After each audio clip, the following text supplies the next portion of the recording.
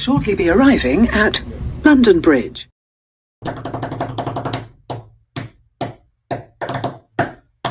Boom! Hey everybody! Woohoo! I was getting quite into that then. A bit of percussion there, like playing the ivories and that, but terribly.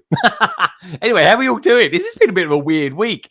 I don't know. It's kind of we're in April, but I don't know, man. I just feel like we're just everyone's kind of just waiting for May. It really does.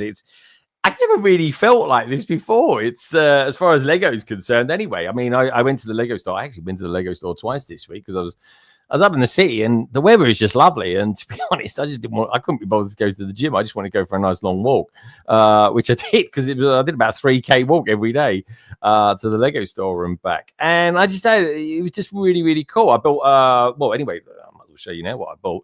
I got all this month's or this kind of quarters. I don't know how often they come actually.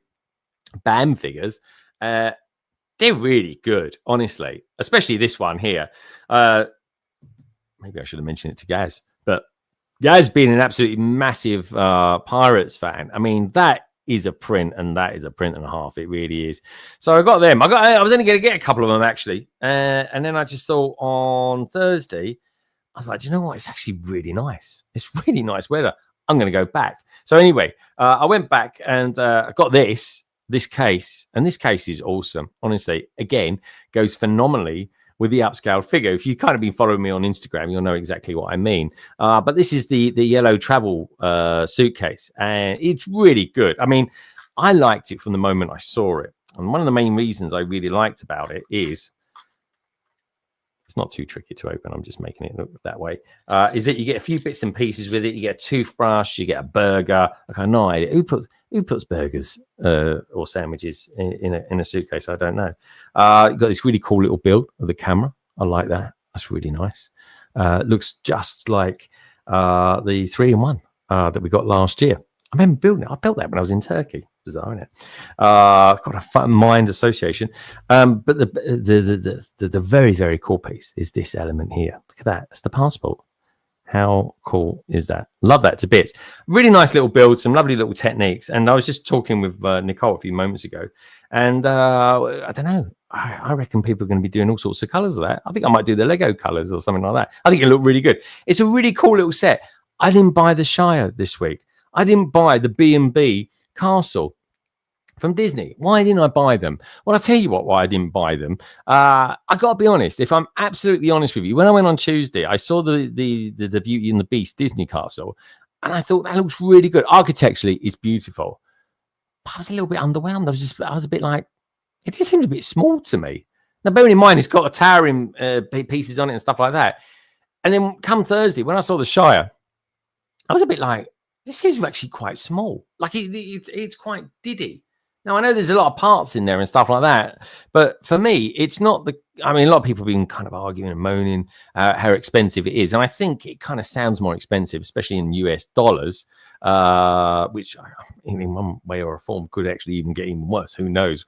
We'll see what the future holds in the near future. That's for sure, folks. But it's just, to me, I don't know. It just seemed a bit teeny weeny. But the figures are absolutely top notch. They really, really are. But anyway, I'm going to get the panel on soon. We'll be talking about that. I certainly want to know what you lovely lot out there think about it as well. And also as well, it's been just a weird week. The weather has been so nice. It's been really, really nice now for like 2.5 weeks. Summer's come early this year. But the weird thing is, and I haven't met many people talking about this. I've never known a kind of expanse of time where we've had so many days of just constantly blue skies, sunny weather. Now, some of those mornings have been frosty, don't get me wrong. But the last few days especially, they've been really, really nice. Like when I'm waking up and it's like 12 degrees. Anyway, it's just a thing. Maybe it's global warming, who knows? But anyway, it's kind of nice. It's a thing. I can see why people like living in California now. I really can. That's a very cool thing. Otherwise, though, in news, there really isn't that much news that's been kind of kicking around this week.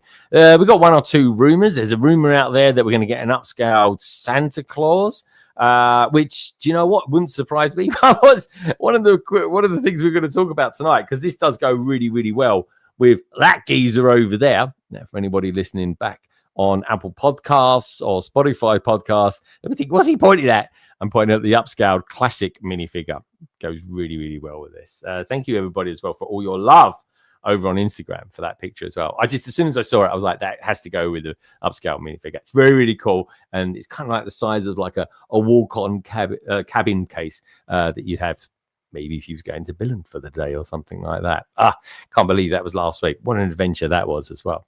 Otherwise, we've got a couple of things that we've not looked at yet. Last week, we was going to look at the teddy bear celebrating World Children's Day. We never got around to that, so we're definitely going to take a look at that. And of course, what you might have seen on the thumbnail this week, no castles on it, no Shire, no Lord of the Rings stuff, but we are going to have a look at the Hulk versus Thanos truck, which I think looks pretty good, actually. Well, I nearly bought that this week as well. So it seems a bit weird. I've kind of gone for virtually one of the cheapest sets that you can get.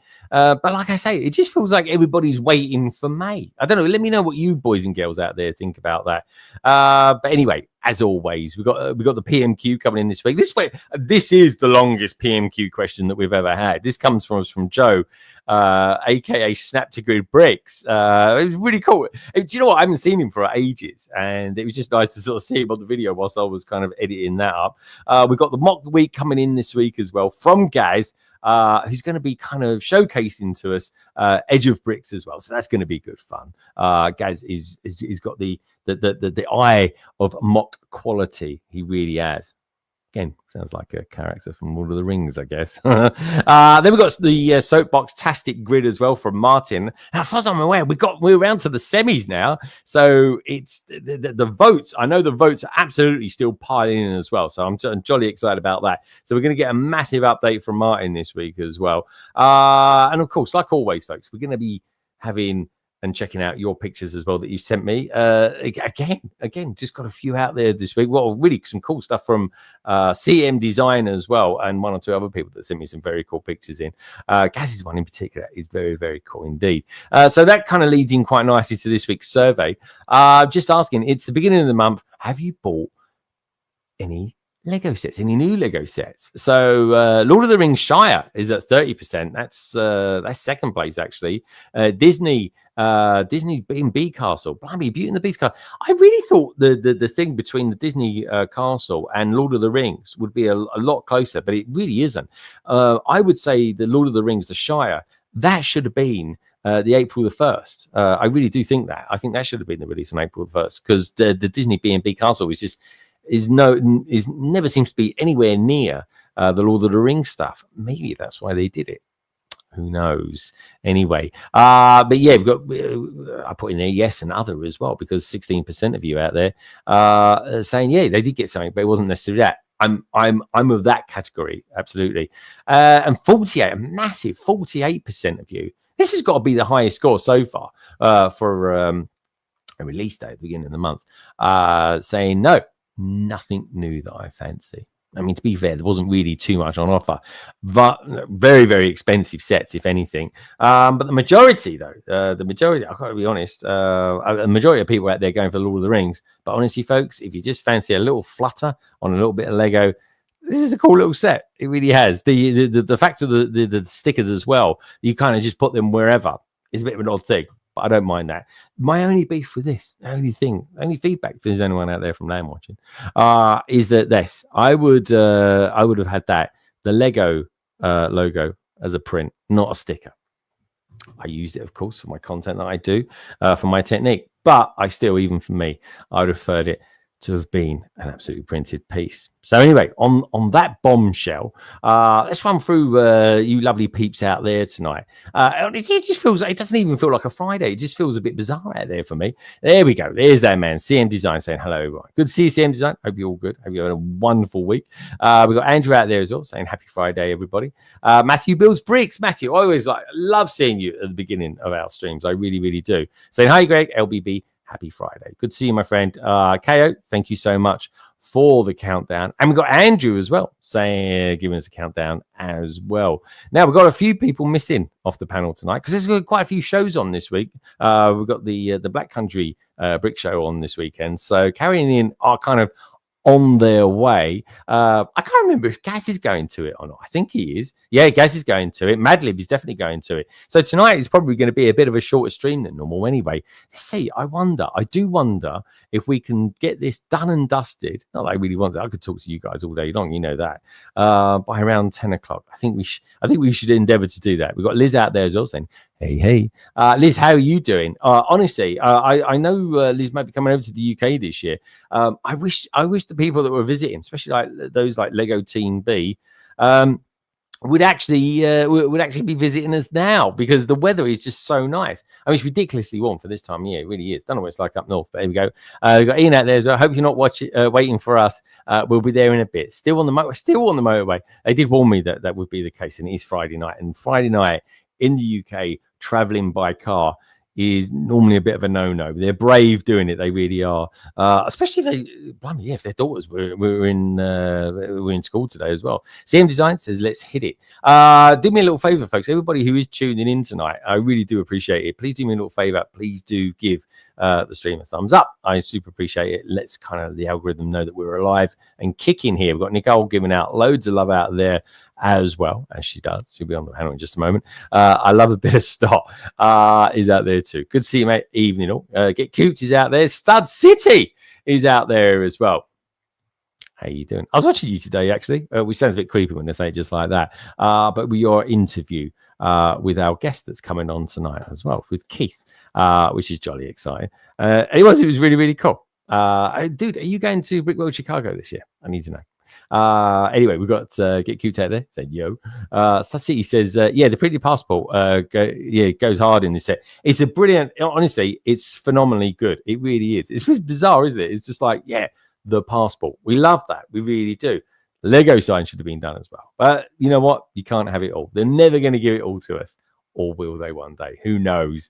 Baboo is out there saying, hey, Polarix.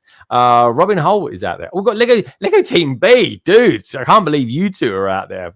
Living Nora. It's 5:30 in Australia at the moment. G'day, LC crew. Dude, really good to see you guys. Justin, Chris, honestly, I was not expecting anyone from Australia to be tuning in this morning.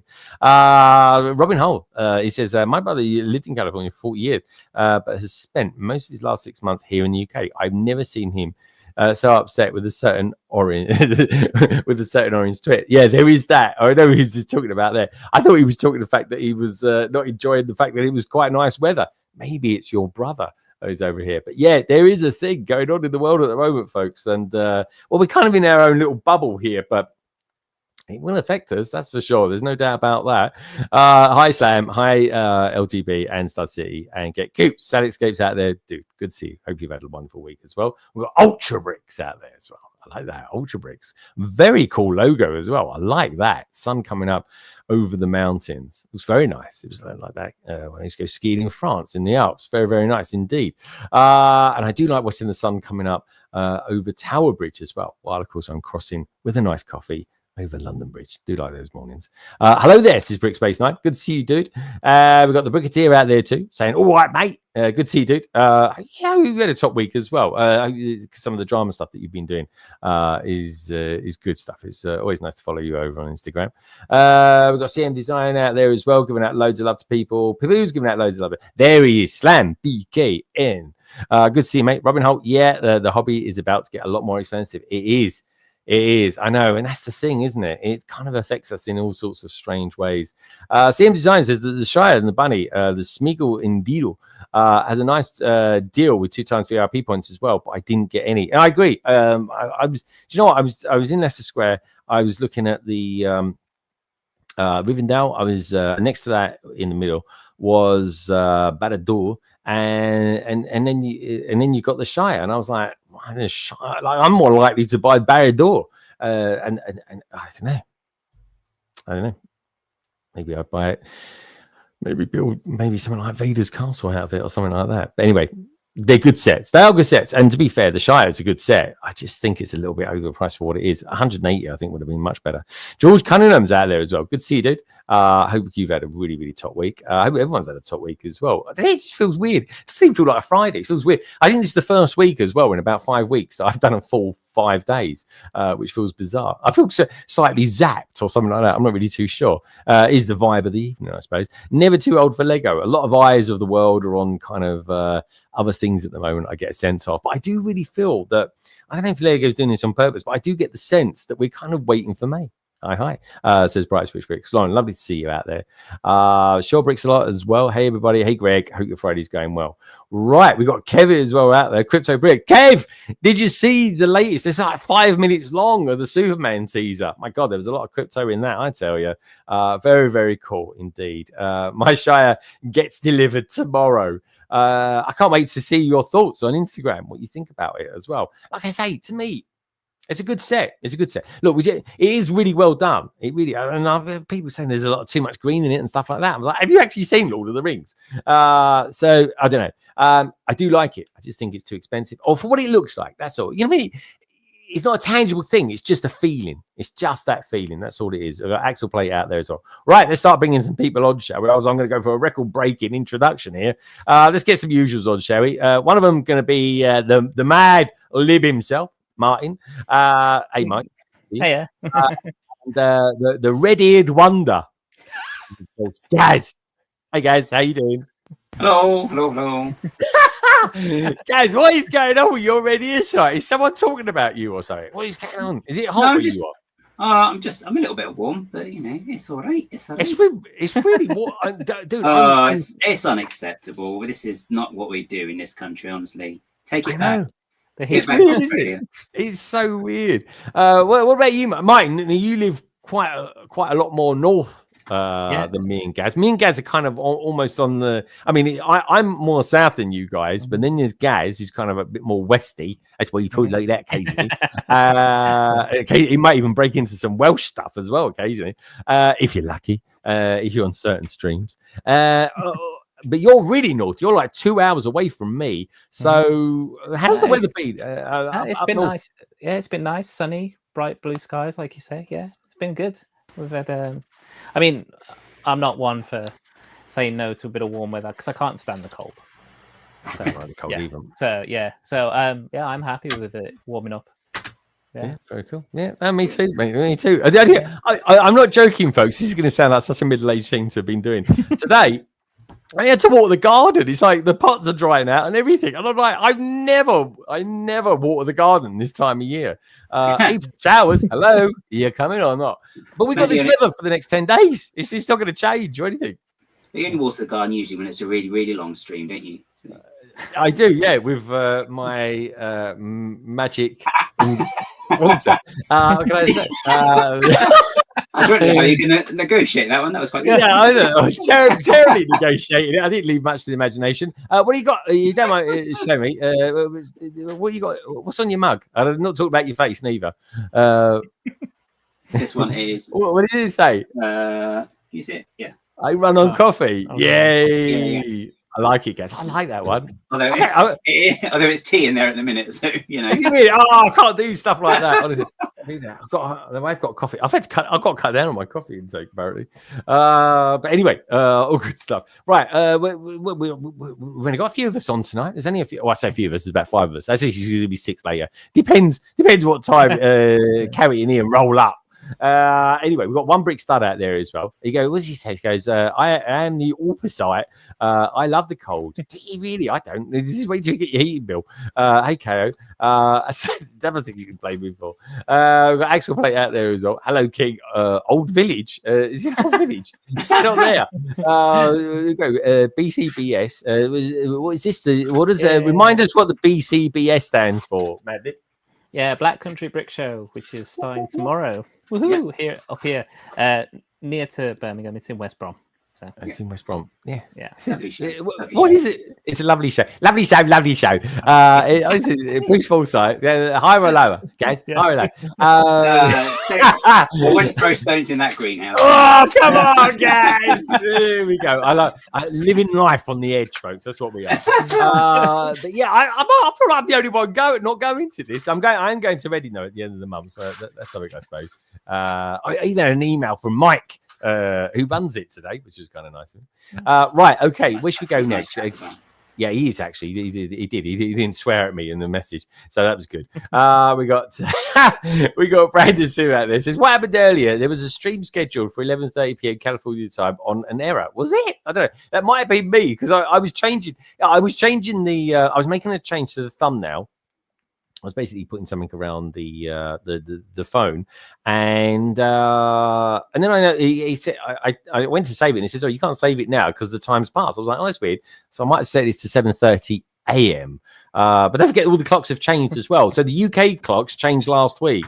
So everybody's going to be like, what's going on? The world's going crazy, even more so. And it gets worse, folks, because in a few weeks, the Australians then change theirs as well. Right. So where should we go next? Well, we only got one other person on. So I'm going to let Madlib bring her on, actually. Madlib, would you like to give an introduction on our next guest? The next guest, she's lovely, she's delightful, and you never know what's going to come out of her mouth. And on that bombshell, it's Nicole. Hello, Nicole. What do you think? I thought it could have. And on that note, and on that note, I have to say it's better not to know what goes out of it than. Oh, there we go. There we go. Yeah. Wow. Yeah, again, it's like popcorn kettle black, isn't it? Yeah, Madlib. Yeah. What can I say? But yeah, I mean, a lot of people probably might be thinking, "Is Carrie? Is Carrie coming on? Is Carrie coming?" Oh no, it's Nicole. But yeah, how you doing, Nicole? You're looking very well. I am. I'm the dumbest Lego builder because I'm building the smallest set, and I managed to make an error. Oh no, that's not right. What's going on? Just before you got me on, I looked at it and thought to myself, something is wrong. I think this should connect at one time. Oh, thank goodness for instructions. Yeah.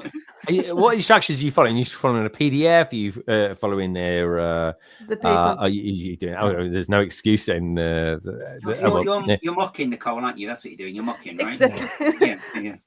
I will go with that. Yeah. Now, here's the thing. I got an idea for a segue that actually makes sense for once. Nicole, how long do you think you've been streaming for over on Instagram? Because that's kind of like the first place you started. I mean, you stream everywhere now. You're like I don't know why you don't change yourself to like Hussy Bricks or something like that. Because everywhere I go, you're on some platform somewhere else streaming. So I think I need to start Facebook as well. Now that wouldn't surprise me. We talked about that earlier as well. But yeah, it's weird. It's like you're kind of on Twitch, you're on YouTube, wherever pops up. But you started live on Instagram, and you do a stream on Instagram every couple of weeks, don't you? So yeah, right. And over that course of time, has it kind of changed much, would you say, Instagram? I think that less people stream on Instagram. When I started streaming on Instagram, I think it was 2022, 3, 4, 5 years ago. It felt that all the time people were streaming. And now I rarely see anyone streaming anymore. It's a weird thing. It's a weird thing, but I like and this is one of the strange things because so our next guest who's coming on, folks, is exactly why I kind of tuned into him because like I kind of discovered him doing a live stream with Mavericks actually. Now Mavericks always shows me lots of love over on Instagram. He always has done, and he's always been there and kind of present. And then our next guest kind of started streaming with them. And what I like about our next guest is he actually names his streams as well. You know, I've got the London Eye. We've got London Calling. We've got more London as well. It's all very in brand. I'll give you that. But he likes to name his streams. And I'm a fan of Mavericks, and I'm certainly a fan of our next guest. Anyway, I just found him catching because I think, if I'm right in saying, he's kind of over near the East Coast. I don't think he's completely East Coast America. I think he's kind of moving towards Central time. I think he's in Pittsburgh, maybe somewhere around that, Pennsylvania, somewhere around that kind of area of the world.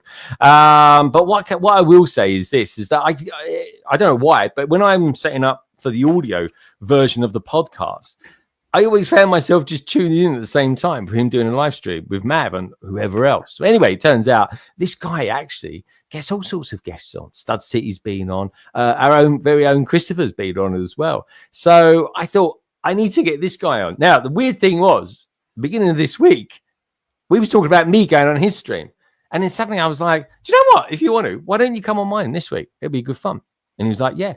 And here we are now. So all I want to say is, folks, do check out this guy. You'll find him over on Instagram. He's a top bloke. He has got a lot of soul. He really has. I've got a lot of time for this guy. And I'm looking forward to introducing him to you guys and getting to know him personally as well. So it's our good friend, Keith, otherwise known to everybody out there in the Instagram universe as Brick Together, Click Together. Hello, mate. Hey. Hi. How you doing? Oh, you're on mute. You're on mute, Keith. There we go. How about now? Yeah. Okay. It happens to everybody. Don't I worry. was just testing you guys. First time, I wanted to make sure everybody was paying attention. Well, I heard someone go, yay. And I was like, I didn't realize his voice was squeaky like Gaz's. And, and here he is. Oh, look at Gaz's face. Look. Oh, Gaz, I love you, really. You know that. Do I? Yeah, it does. So, Keith, welcome. Thank you for having me. It's an honor. I appreciate you guys bringing me on today. You are. I will say this, right? When I'm doing the kind of the LC promo, when I'm putting listing everybody's name, right? I used to think I had a long name on mine, London Bridge Brick. Yeah. Right. Then Nicole came along and she called herself bloody Nicole German Wolf Lady McBrick, and I was like, this is like literally goes right across, right? You're coming in a strong second to that. Yeah, you are. Yeah. I think your name, your kind of like superhero Instagram name, kind of resonates with me. It really does. So with that in mind, tell us a little bit about you. Sure. And what you're about, what your thing is, what your vibe is over on Instagram. So I started back in the Lego in 2022. We stumbled across my son and I stumbled across the Home Alone house, and he would have been 5 at the time, and he had not seen Home Alone, and he was like, "I want this set," and I was like, "I do too." So we had this really grand idea that we were going to build a bag a day leading up to Christmas. And so this was my first set back into Lego. And we started bag 1, and he and I are looking at each other and we're like, do we really have to wait every day, or can we just keep building? And I looked at him, I said, we're going to keep on building. And so probably a week later we were done. So, so from there, we just kind of just built. He started building like the little city sets, and the stuff was set up all over the living room floor. And I would build with him. And then the Christmas of 23, I said to him, I said, "What do you think about getting all this stuff off the living room floor, so that way the dog doesn't have dog hair? You know, it looks like." A pet shop, basically. You know, dog hairs all through the city. The fur balls are rolling by. That'd be unique. I can see a good selling point. Yeah, exactly. I said, how about what about a city? I said, why don't we set up some tables and make our own city? So, for Christmas down in the basement, I went to IKEA, got 3, general IKEA tables, made a U-shaped. In the basement, set up for this little city that was supposed to be his little Lego city. And somehow we stumbled upon modulars. And you know what happens when you start with a modular. You lose all your money. You do. Yeah. And I said to him one day, I said, all right, why don't we go on? I think it might have been Shy Times My Time. He had the video ranking the modulars. I said, all right, why don't we watch this, take a look at it, see what they're all about. And so we did. And then we went to the actual list of modulars, and we went through them, and we were like, yeah, we don't need that one. We don't need that one. We just need, these few. Well, now we're down to the cafe corner in the Market Street. Really? Oh my God. The only 2 you gotta get.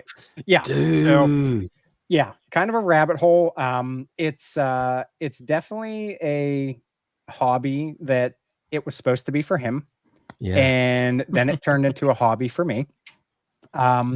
He still builds with me, but not as much as he used to. So, you know, kids, how they come and go. I like to tell him that he sometimes overdoes stuff and then he gets sick with it really fast. And so he's on to the next thing. But yeah, he'll come in and build and whatnot. But then last September, I started getting this feeling of I had more to offer, and I didn't really know like what path to take to do that. And I was never an Instagram guy, and I somehow just stumbled across who was it? Jesse, Professor Brickman. He was one of the first.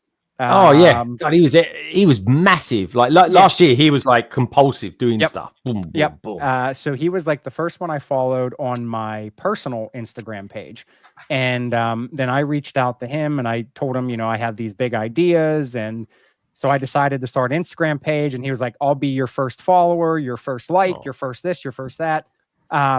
Soon after, I came across MAVAA, and now those two butt heads for who was technically my first of different things.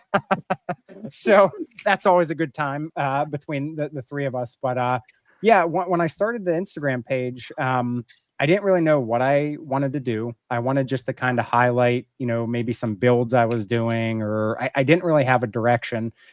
And then somehow I came up with this idea that I thought it would be neat to interview different people in the Lego community. Yeah. And my thought on that was I soon learned about the Instagram algorithm and how it likes to suppress low follower accounts. And that kind of lit a fire under me of, you know what, there's a lot of people in this community that don't get the recognition they deserve, be it if they want it or not. I think they do. And so it started as I want to get people on with maybe lower follower accounts or people that have like mock builders or stuff that they really have something to offer. And people that just don't really focus on doing social media stuff. There's thousands out there that don't. Yep. And that's what I wanted to do. I wanted to help push their accounts. And in the same breath, I wanted to give people the opportunity to get to know the person behind the account. Like that's my tagline that's my goal is for like people see what you post, people see what you do, but you don't really get an opportunity to get to know the people that actually operate that account. And so that was my goal, is to try to share the love of that person with the community. And in the same breath, for the bigger follower accounts, Stud City, for example, I just had him on. I wanted to try to help.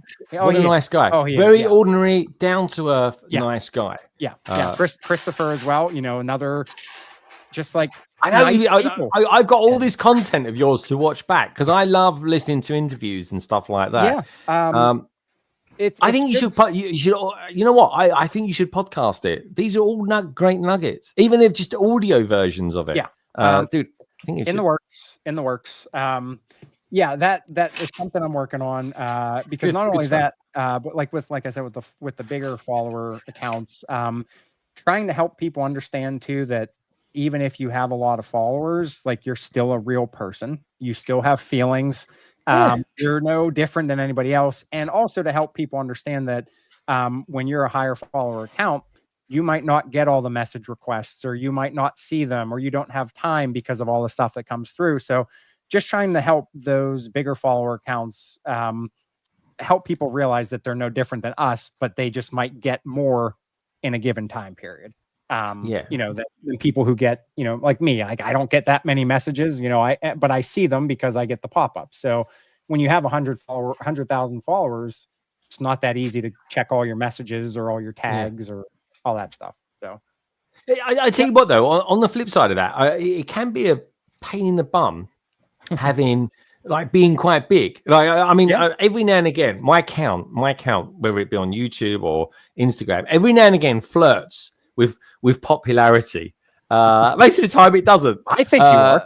But occasionally it does. Like I've got this one Instagram video that's on 999,000 views. Like it could hit 1 million at any point. But a year ago when it popped off, when it went nuts, it was like getting I was getting like 17,000 notifications a day. And it's just like I was scared to put my phone on because I was just getting bidding of that. And then the weirdest thing was, I was like, when it all went away after about 2.5 weeks, I was like, oh, no one's watching it there. Come on, someone watch it, please. So and that's how you go.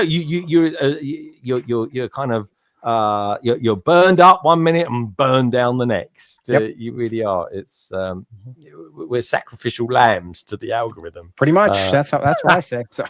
it is. I'm just curious, actually. So let's go around the panel. Gaz, how important is Instagram to you? Because I always say to people, Instagram. If you want to know how to live stream, go on Instagram. If you want to know how to, engage with the audience and people in the community, get on Instagram. It's the easiest way. It's the gateway to the social medias. It's like Instagram to social media is what Singapore is to Asia. It really is. It's the gateway to Asia. So with that long drawn out segue, guys, what do you think of it? Because you use it quite a lot, and I tend to use it much more than X these days because there's various reasons for that, but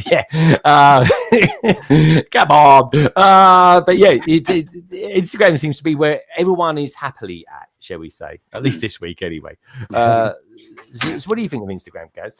Give us your thoughts on it. I mean, it's like the platform the main platform I sort of started on really with it all. It's a funny one because it's kind of where all my main content is, because I tend to do a lot more with just pictures and stuff at the moment, just because it's a lot easier for me to do that time wise than have to put a video together and do lots of editing. And I just need to get back into the rhythm of doing 3 times a week, which was exhausting, to be honest, when I did it. But yeah, it is like my prime place to be found, really. As a YouTube's new in comparison to that. But you quite like doing photography as well, don't you? Like photography is quite a thing for you. I do need to. As I said, that's just another thing that I haven't really done as much of this year, because what with getting stuff sorted for Brick Tastic, I'm just a bit out of rhythm with it all. So I'll get back into it. It'll be fine. Oh yeah, no, it totally does. It was like when we went to Billund last week, which it still seems weird that we were there last week. It was just that one day completely like pulled out all sorts of things that I would normally be doing that week. And I got to Saturday and I was like, why am I exhausted? And I'm like, because I haven't recovered from, getting up at 2:00 in the morning, going to Denmark and coming back and getting home at midnight. It was nuts. But it was good. It was a good kind of nuts as well. I kind of hazelnuts, if you like. I like those sort of nuts. Anyway, talking of nuts, Madlib, you use Instagram quite a lot. You've been using it a lot for Box Tastic, that's for sure. He's the guy pulling the strings in the background, by the way, folks. Tell us what your thoughts are on Instagram, because I still think Instagram is really relevant, especially for kids or adults, however old you are, folks, to get in and amongst the social media side of Lego life. What's it been like for you? Instagram, I do think it's essential for a lot of people who are on socials. As I say, I use it. It's used for like advertising your streams. It's used for, if you don't, as Gaz says, if you don't have time to do a whole haul video, you just snap a picture and throw it up and be like, hey, look what I've just done today. And visiting places. Everyone takes pictures on their phone all the time. And a lot of people, even if you're not in social media, a lot of people have Instagram. So it's a lot of people are just starting off with that just for their personal use. So if you're then going to step into social media and doing stuff like YouTube, Twitch, and all that stuff, then it's a really good, starting platform to work on. I agree. I think it is. And I still I gotta be honest, I still like taking pictures and putting them on there. Like it's really good. Even sort of funny little life bits and pieces or anything like that. Or if you kind of want to put a message out there, even if it's just to like people that are in your kind of close nets, because you can send them out to friends and you can send them out. You can send posts out to friends and posts out to like everybody. And I don't know. It seems to be more interactive. On Twitch is great for live. YouTube is okay for live as well and for videos, but It seems to me that when you want to really interact with someone, either via direct messages privately or via your post, it's more done when you post it on Instagram. It's more to get in touch. YouTube is more a passive thing to watch and enjoy, but to get in touch with people, it's more Instagram. Yeah. I think the majority of people, I'd say 90% at least, we all correspond via Instagram. Like it's the instant messaging service as such. It's like the place to be.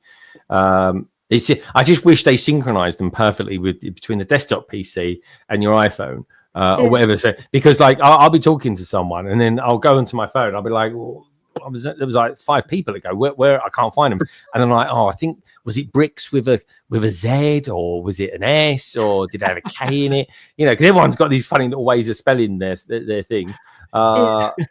It's intriguing. So Slam BKM says that my last 2 iPhones take pretty bad macro photos. Really, do they?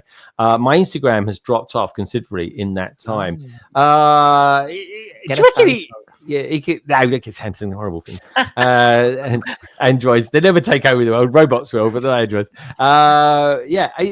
like BKM. Have you been giving lessons then to whoever does the leaks for Lego? Just say, slave one. Lego TB out there says we suspect there's more photos of Cosmo not being shared. Just saying, oh yeah, definitely. Cosmo's a right little cutie. Matthew Billsbricks, he says, I absolutely love Instagram. I always use it. I post a ridiculous amount of stuff. Don't we all? I really do. I tell you one thing, the algorithm does seem to like I used to do like, and I still do, it depends if I've coded me error or not really, but I do a picture of just something that I've bought, but I find when you put humans into the picture, it just seems to be, it just does seem to do better. Is that a thing, Keith, that you've noticed as well? Yeah, I would agree with that. It seems more recently, I would say too, I've noticed that if you have a human element into it, it seems like it's pushing it more. I thought I tried to understand the algorithm, but I've given up because one day something blows up and then you do something similar the next day and it's awful. So yeah. But it's weird though, isn't it? It's like any platform, you cannot tell how well a video is going to do. No. And I've got a video that I pretty much do the same video every week. It's 10 seconds long. It's called My Technique. I changed the Can anyone guess what it is? It's if an alien was looking at my content, they'll think this guy just put stickers on all day long. But the stickers. Well, someone's got to do it. What can I say? And I would say this: the bare minimum it will get is a couple of thousand views, right? Yeah. Or it will get nearly 1 million views. It doesn't matter what it is. And all I can say is the only thing I can put it down to, the ones that majority do very, very well, are tiny little stickers in an insignificant 1x2 sticker, that will go on a tile that's that big. It's ridiculous. It really is. But what can I say? Thank you, Lego, for doing your Lego sign in as a sticker this week. That's all I can say to that. It kind of maintains the channel quite nicely. It really does. I don't think they'll ever do that in print now either, because it's the same with the one I was using for my Sig Fig shopping bag. That's a sticker as well. That's a Lego sticker. Oh, let's have a look. Let's have a look. That's from a Lunar New Year set, that one. So again, there's another sticker rather than actually printing the logo.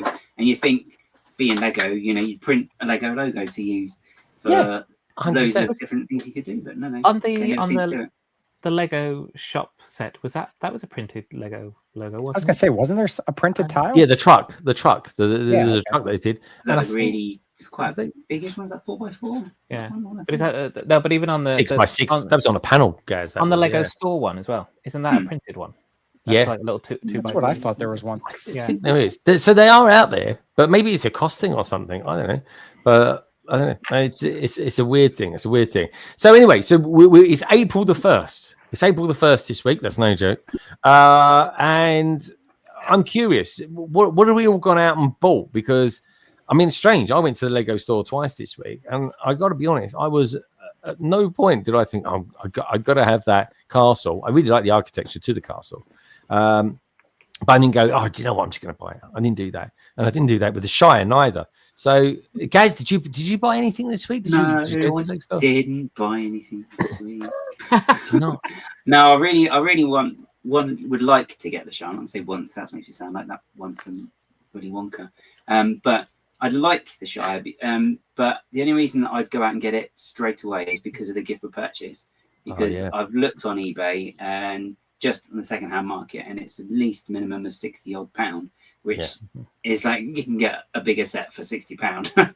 So I'm in on, but also because we've got the show coming up, there was a stall last year, and they sold some amazing second-hand sets, and if they're there again this year, it's like, Memtron. Is that Retro Man? Is that him? No, it's I can't remember their name. Mark was in the chat; he can remind me. But it's because I even got their business card, and I feel terrible. But I've got like a shrimp shack there, so it's basically it's the whole thing, and not the shrimp shack, but the shrimp boat. So they're all complete in bags. There may just be that hasn't got the instructions or it hasn't got a box. So they're usually really reasonably priced as well. So I'm kind of saving my money back for that and then go from there. But if they've got the gift with purchase there and it's a decent price, then I'll get that. And then why do you want this gift with purchase? I mean, it's two geezers, one strangled the other just for a ring, and that's it. I mean, it's pretty dark when you think about it from Lego. Nice fun, Lego. You know what I mean? Give us some more sort of horror Harry Potter stuff, please. Or maybe a Stranger Things set coming up. Allegedly, yeah. But it's going to be brickheads anyway, so it's not going to be that bad, is it? I mean, I've got to be honest. I've got the semi-Gorgon or whatever it's called, the Gorgon thing. Semi-Gorgon. It's semi-Gorgon, yeah. It's semi-horrific, it is. And I'm not joking. It is like something out of the botanicals. It's almost laughable. It really is. But guys, what's your thing with the gift with purchase? Like you see more, because I got to be honest, right? In days gone by with Ballador and Rivendell, they're gone already. Well, you can go on Lego right now, and you'll still get the gift with purchase. So are you not? I'm not too fussed about the Fell Beast one, just because I've seen. I think they were limited by piece count, so the design couldn't be as necessarily detailed as one would like. Probably the designer would have liked as well. But they managed to do an adequate job, but it's just not for me. But this one I quite like because it is two exclusive figures. It is, as you say, a dark scene, but also it's the origin of the character of Gollum as well. So it's quite nice to have a my princess Gollum. And the post as well, so it's quite cool. I almost thought that was Kenneth Williams coming over it. I was like, Kenneth Williams does Gollum. More TV. I'm not. You can say, honestly, folks, look up, Google Kenneth Williams. You know what I mean? Be like, yeah, Kenneth Williams. Yeah. What do you reckon, Martin? Martin, I think. Hold on, I'm picking up the vibe now. I'm reading body language. Did you actually order the Shire? Yeah, Shire's on its way. Of course, it's on its way. Ordered it midnight when it came out, and got the GWP and also got the Easter GWP with it coming. Oh yeah. Hold on, was that the box? Or because I picked this one up the other day. That was just no, not that one. The box, the one that Nicole's got 3 of. Oh yeah, Nicole's got 3 bunny boxes, which sounds a bit weird to call them bunny boxes. Do you want to show us your bunny box? The one that you showed us before the stream. Don't hang yourself. Here we go. I have 2, and the third is with Still my even Shire. want one. Oh, there we go. Upside down. It is. Yeah. Oh wait. There you go. Yeah. So, There's a mirror. It's sticking two ears up at us, guys. His ears are nearly as red as yours, guys. What's on the back of the box? Does it tell you? Has it got? I think it's got a play feature, hasn't it, Nicole? Kind of. It opens up. Yeah, it's a little Easter scene, which is great. Yeah. It is nice, actually. I have to admit that. Wait a minute. Oh, hold on. Another one, another Easter egg. Here we go. She can't hear what we're saying right now. Anybody say anything, she can't hear us. Oh no, she's back again. I like that kind of better than this one, although I have some of these as well. What fascinates me with this is mostly, can anyone tell me who built it? When you look at the picture, it's tiny. Is it? But it is a really heavy box. Whatever is in it, maybe gold that was sent with it, I don't know. Yeah. Is the air heavier in Germany at the moment for some reason? Right. Maybe it's got real chocolate in it. Oh, I don't. Imagine, has Lego actually ever done chocolate? That'd be wild. Anyone in the chat know that? If Lego did chocolate, what would it be like? Pirate coins, the chocolate pirate coins. Oh, that was before my time. Guys, do you remember that? He's a pirate fan. No, I'm saying they should do chocolate pirate coins. Could you imagine? They seriously well, especially at Christmas time. Like the medals as well, didn't you? Like the pirate thing one, that could work as a chocolate coin. Yeah. Oh, that's a good idea. Yeah, Lego did chocolate. They should do that. I think that's a cool idea. We've got ACOB out there as well. ACOB, good to see you. Good afternoon, LBB and the panel. I love it. Now the 5 hour difference between London and the East Coast has kind of realigned again. We're getting the kind of the usual peeps out there. ACOB, good to see you guys out there. It really is. So we got Hey ACOB as well. KO's giving out some love. We've got Steph Waffles out there too, saying Hey Minifigure. Chris, One Brick Stud, he says, I do not recall the Lord of the Rings that Smeagol wore on this Filch's clothes. It's a thing, isn't it? Crypto said, the US midnight release of the Shire was rough, I heard. Took an hour and a half. Nicole was not Nicole, sorry, but Lauren. Did you have? I think she did. I think she was posted something on Instagram saying she's having some issues. Shall we say? So we've got ACOB out there from America. We got Lauren saying it was a bit rough, to be fair, and we got Brick Scene out there as well from New Zealand. Good to see you, dude. Hope all is good with you. Yeah, I don't know. It is a thing. It is a thing. So mine's ordered the Shire. Why did you want the Shire? And have you seen it in real life yet, Martin, as well? No, I haven't seen it in real life. You're only about 10 minutes. Don't you actually live 10 minutes from a Lego store? Yeah, I know. Dude, I could not hold back. I'll be there.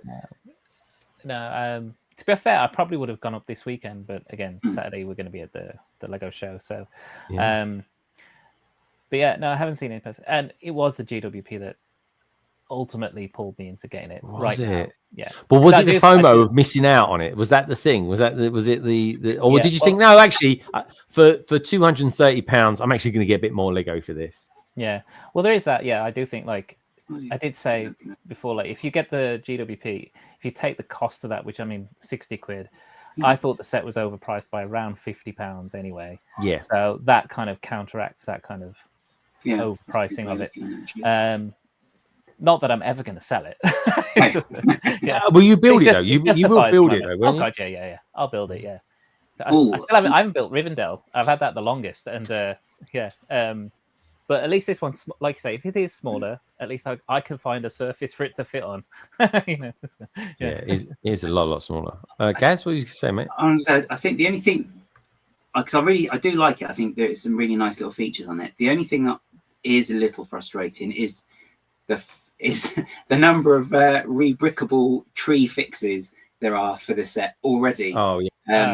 And it's like, the trees aren't all that. To be fair, they are not all that. I feel like we need to have a look at this actually. But I think it's quite an easy fix on Lego side, because I think if they used, the new I can't get to it. The new sort of bigger leaf pieces that came out last year in the Friends one, they're just like one big leaf piece, but it's all textured. It's sort of curved. Yeah. I think if they use some of those maybe on the tree on the top of bag end, I think that would have made the tree look more full, whilst being able to keep it at that size. Well, let's take a look. Let's take a look at said tree, because I mean, I think that the tree on top's okay. I think it could be. I think you could just swap some parts out and make it bushier and not impact the price too much. But and that one's okay. It's like, I don't know, your poor man's Whomping Willow. Say. But I mean, the one that by the barrels that Bilbo's on is. What the heck's that all about?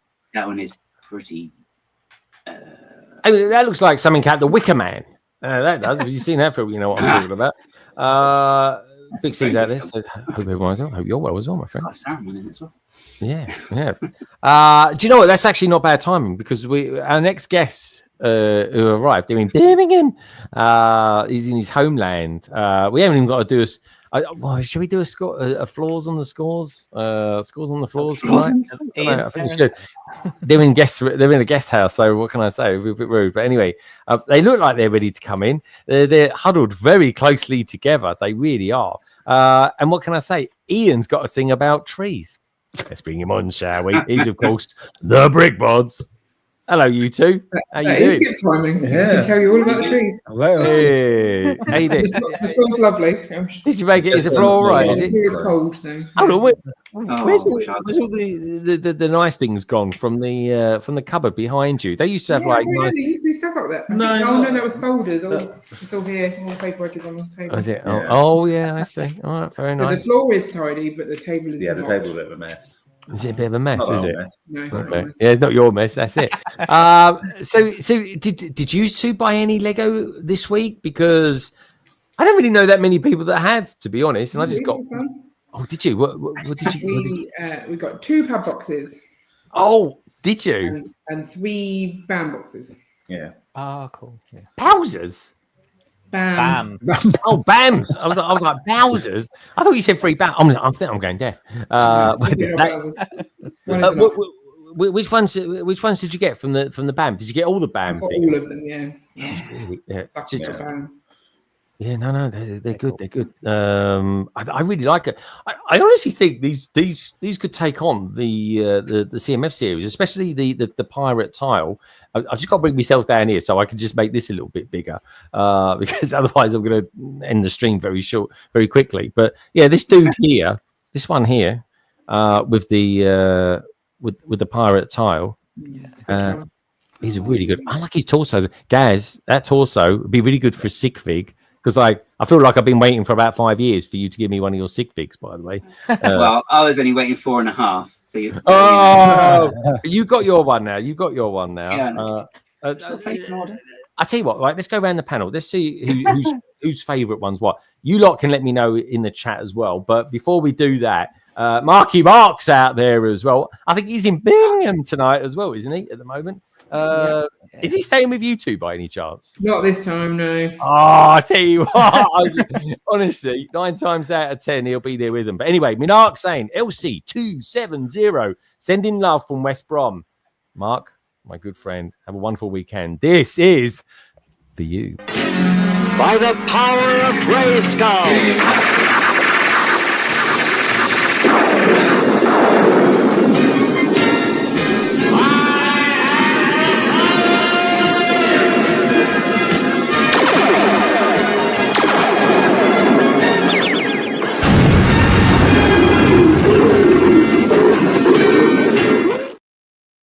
Oh, sorry, I do like that. I tell you what, the new movie coming out, He-Man movie's getting quite good reviews as well, Madlib. So, yeah. Minark, thank you for that. Honestly, it wakes me up every time it does that one. That's the one I always like to start off with. So these are the BAM figures, right? These are the BAM figures. Keith, I'm presuming you may have seen them. I have, yep. Already. Yep. Good stuff. Right, okay. So let's go around the panel and just ask them which their favourite one is out of all of these ones. I want to know what you lot out there think is your favourite one as well. So just to give you one last shot at them, this is them. But let's find out whose everyone's favourite one is. Shall we?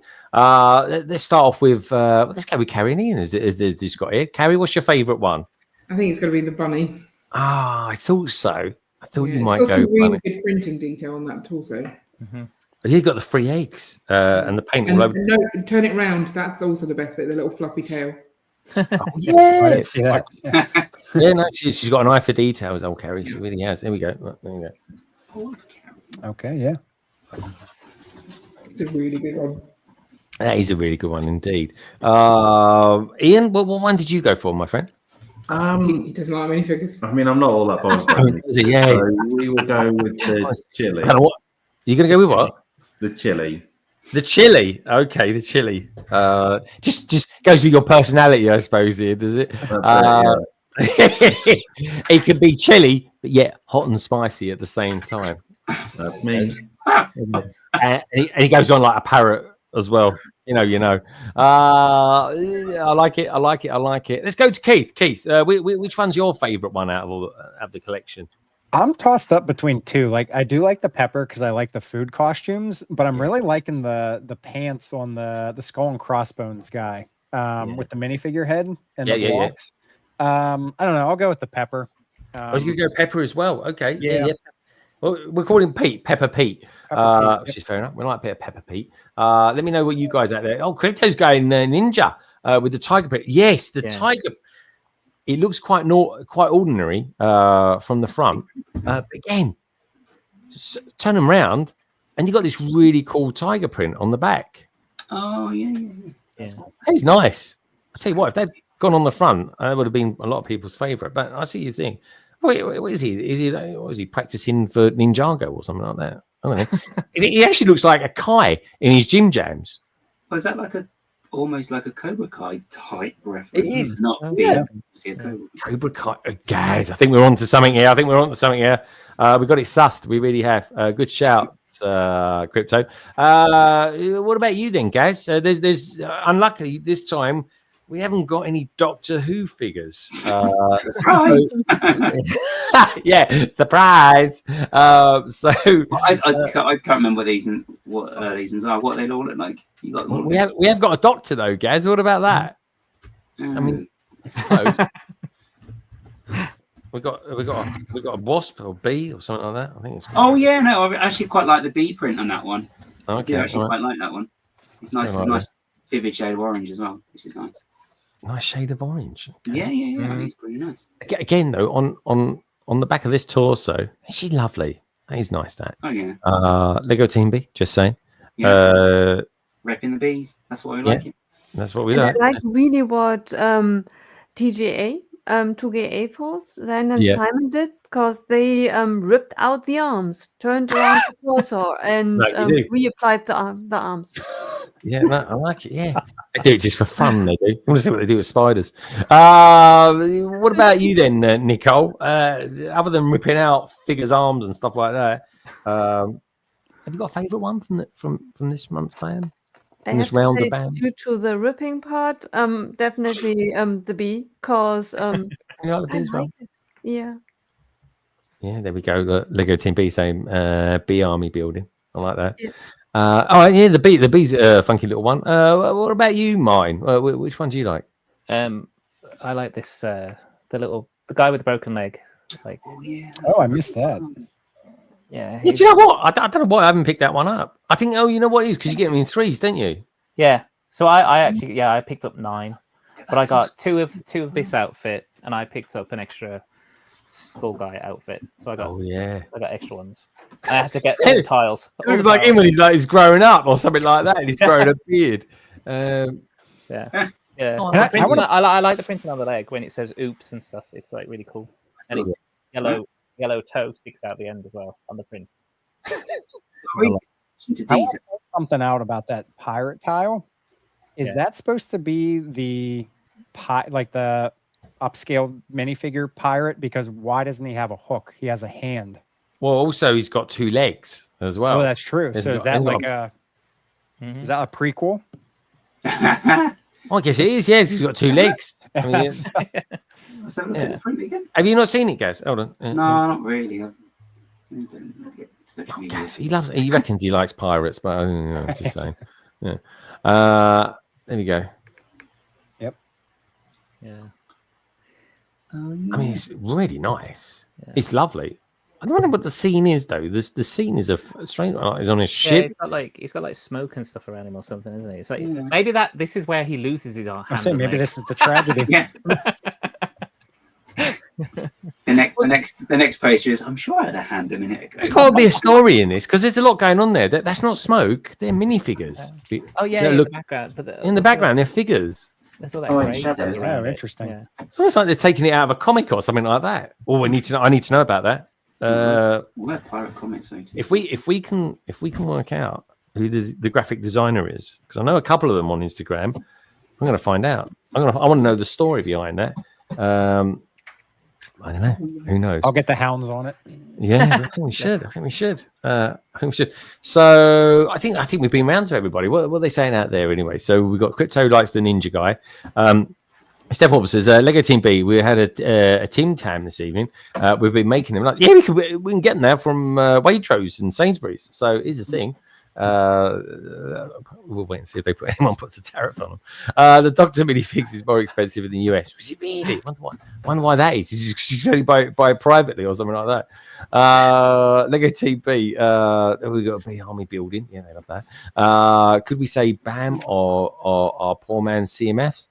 I don't know. I mean, sometimes these are better, I think, but you're kind of right. And also, I think as well, Keith, because you can kind of modify it all yourself, it's kind of cool too. So just joking, they are ace. Pirate is the winner for me. Yeah, I agree. CM Design says, yeah, the print with the red beard, love it. Yeah, a lot of them will. Gaz, what you got there? What's going on there? I'm just fixing something for the show tomorrow. I can't get under it usually. So. Shouldn't you have a bit more to it than that? I've seen that one before. Or is that the one that's not got all the surroundings in? No, it is, but I'm not taking all that.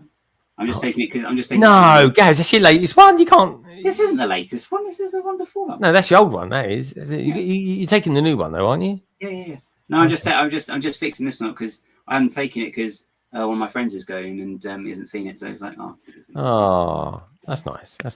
So carrying in, what are you going to be showing off this weekend at the Country Brick Show? It might be a coral reef. It might be a coral reef. I think you've dusted it off. You've brought it out from retirement. The old coral reef. It's not retired yet. It's still on its way around the globe. Not the globe. Not going 10-year cycle sort of thing. Yeah, it's on its yearly circuit. Is it? You say, yeah, it's like F1, but for AFOS, should we say? Are you guys looking forward to it? Because I know Ian specifically likes this one because the bacon sandwiches are really nice.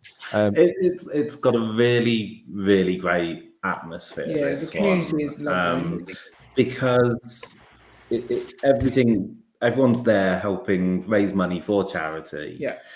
It's just such a great event. So there's things like a cake bake where you donate money which then goes to the charity, and people have will have brought in all sorts of cakes for us to eat. You get to eat them. So there's just all those fun things that make it a really great place just to be, both in terms of displaying and for visitors as well. Yeah, I really like the venue as well. Yeah, because one of the things we do is for people who haven't been, you get a lot of Star Wars cosplay people there, and so that is done by a company who will turn up in cosplay outfits for charity events. So again, they're all donating their time, and so some of those costumes are ridiculous. General Grievous. General Grievous is awesome. One is crazy. But I like the Jawas. They're funny. Yeah. So it just adds to the atmosphere so much having everyone there. So that's why we really like it. One day Greg will come along and he'll find out how good it is. That's true. I know. Next year, I'm there next year. I said to Stuart, even Stuart turned around when I went to the Lego house. He was like, hey, about time you made it here, isn't it? I was like, yeah, I know. I've only been saying this since literally the moment I got into Lego. I must go to the Lego house. Anyway, quickly change the subject. What did you guys get from the pad ball? Because I got two significant things I felt from the pad ball, and that was firstly, I got these. I got a load of these. I've got no idea what I'm going to use them for, but I just got purple head. Something like that. Then I kind of filled them up with these bits. Got loads of those. Again, got no idea what I'm going to use them for, but I thought I'd get them as well. Look, they go with the colour of the badge down there, London Bridge bricks. Okay. Maybe a new colour for the future. What do you reckon, folks? And then I bought these as well, and I'm sure these are going to be useful for the city when it happens. There we go. These panels. Those look nice. Those are nice. Shipping containers. Yeah, they're perfect for them, aren't they? They really are. Yep. So yeah, they're kind of the things I got. Carrie, Ian, I don't know if you're doing a Lego haul, so might not want to say. But did you get? It's already out. I bought it in the morning and I made a video at lunchtime and then I put it out. So oh right, I like it. You can go and look, but it was mainly just the new elements, mainly fern pieces, because everyone loves fern pieces. Yeah, no, that's good. That's good. So, and that's kind of what led me on to like talking about this and the trees and stuff like that. I mean, I don't know. I mean, you would have seen the set there because did you go to Southampton? That's your usual sort of haunting ground. So, what did you think of it when you saw it? The Shire. In the window, they had it sort of on like quite big stands, like with lots of cardboard grass to kind of enhance the layout of it. I feel like it didn't look good on its own unless it had all that grass like added. It made it more fiery to have all of the extra cardboard bits, which is a bit disappointing for the set, really, to need so much staging. But I am excited about this one. I just day one is not a thing for us anymore. It just seems silly to get it day one to put it in a cupboard. Well, it does. I think. Do you know? I genuinely think this would go really well with the Mushroom House. Like this is definitely in that kind of universe. If you want, the sort of whimsical sort of universe or something like that, I think that would be quite good. I know you've spoken about it recently, Keith, on some of your live streams. Are you a day one fan, or are you kind of like, I'll get it day one as long as it's got a decent good purchase? What's your do that? I just got rid of FOMO back in February. Just FOMO February went, did it? FOMO February, yeah, it literally went out the door. I don't know. I just woke up and I was like, okay, I don't need to do this anymore. However, I'm a type of guy that if the set has a specific gift with purchase, then I want that gift with purchase to go with. Now, it depends on what it is too. Of course. But in this sense, like the Shire, I had to have the gift with purchase because it fits the scene. Brilliant. And then, like you said earlier, like it technically knocks the price down of the set when you really factor in the secondhand market. But when I did go to the store. I grew up going to release days with my dad for different things. So really, so I'm carrying that traditional with my son, and so we go almost every release day. But I actually joked with the store manager on Wednesday because they had the 3 sets set up. Yeah. And when I saw it in the window, I was like, where's the Shire? And then I was like, oh, there it is. It's like tucked away. So the store manager comes over and she goes, you guys can see, all the Lord of the Rings sets. And I looked at her. I said, where's the Shire? And she looks at me and she gets a smirk on her face. She goes, I see what you did there. So I again, there was someone actually built when I went in on the Tuesday, Rivendell was being built by the staff, and when I went back Thursday, it was finished. And even seeing Rivendell on Tuesday being built, like I said, do you mind if I hold it in that? I said, I actually said to the lady, I said, I'm a responsible AFOL, don't worry. And she just laughed at me, like, oh yeah, no, another dumb one. And I'm holding it in my hand, and I'm like, this is actually really good. Like, you could use this for castle, you could use it definitely for Dungeons and Dragons or something like that. And I don't know, I was just like, and then I actually think. Maybe I'm being unjust. I don't know. Let me know what you think out there, folks. Or leave me a comment if you're watching this back. A hashtag replay gang. I kind of think that this is kind of like what the X Mansion is to Marvel sets. The Shire is to like Rivendell and that, because Rivendell is just beautiful. Barad-dûr is kind of what it is a big black tower with a massive eye on top. But I think this is good. Don't get me wrong. I really think this is good. I think there's some decent play features there. I think the green's fine. I think the trees. I think the side builds are kind of like a detractor almost. It was like a cheap way of making it look bigger. I just think it's overpriced. Yeah, that's all it comes down to. I really like it, but. I was just like, it's just overpriced. So what do you think about the price, Keith? Because you obviously gone out and bought it then. You've had that brilliant experience with your son. what's your thoughts? Do you think it's overpriced, or do you think actually no? I think it is a good price for what it is. What's your feeling on that? I've been torn on it.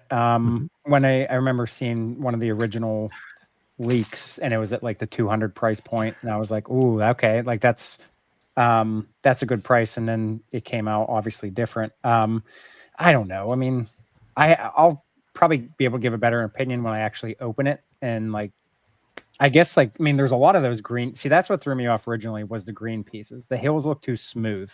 Like that was my original gripe. Like the big panels, just there's no texture, and I like you need more grass elements or weed elements to kind of make it look, I don't know, fuller. That was my original complaint with it. And do you still stand by that? Do you still think that now after seeing it in person? Yes. I don't know. Maybe it's just like the shine of those. If you like see on the sides there, the panels are just like they're shiny. Yeah. And also this video, I've just realized this video, there's no close-ups of it from the front. It's all distance in the back. So it makes you sort of think, oh, it must be bigger than what it is. Let's get rid of that because it's just let's see if we can have a look at this one. Yeah, this is better. It's kind of better, I suppose. Let's get a picture up instead.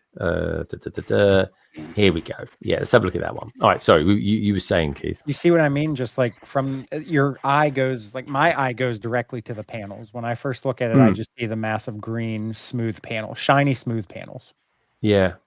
Yeah, I see what you mean. I mean, they could have just put more plants in there and just added the texture that way, naturally. I agree. You got a sunflower in there, you got Wolverine's claws. You got the Wimpy Wallow on top. It's weird, and you got, I don't know, Spiky Steve on the right there. I mean, what sort of tree is that? Is that like a monkey tree or something? I don't know. But yeah, it's I still like it, but I just think it comes down to the price for me. And I'm not one of these people that says Lego's way too expensive or anything like that. I just go on gut feel. If this was all white and it was and it was a scene from Star Wars in Hoth, I'd probably love it even more, you know. But I do like it. Whether or not I'll ever buy it, I don't know. But I think it is what it. I mean, I've seen the film once, it was just 20 years ago, you know. What do you think it's do you think the source material? Do you think it's a good reflection of the source material, Keith? Yeah, I'd say so. Yeah, I mean, see, I'm not for having Rivendell and Barad-dûr. The side builds are also throw me off. I'm not a side build guy. You know, I have the Winter Village, and the Winter Villages have all the side builds, and like I felt like at this 18+ big diorama set, essentially, like the side builds kind of throw it off for me too. I mean, I get why they're side builds because they're not part of that, but I don't know. Those are my two original thoughts: is the big giant green panels that don't really look like fields, and then the side builds. Yeah, but I love the side builds. It's I love them too. Yeah, no, I agree. I think the side builds are difficult to display because my plan is to integrate backend into my Animal Crossing island, so it will be integrated in the greenery scenery. Okay. So I'm really happy that I have all the printed pieces, and I think it will make really, really good integration into the island. If you put it on a shelf, I see the point of they are lost and look a bit lost. Yep. Yeah, I think for me, there's no continuity between the side builds and the main build. It's almost like there needed to be like another, I don't know, 25 plates or something like that could at least build out to it. So it kind of had a bit of more of a footprint. Yeah, I think that's it really for me. We are lucky that they did not integrate the things that they put into the Animal Crossing sets and Mario sets as a bridge to the main, because then it would be just straight. Yeah.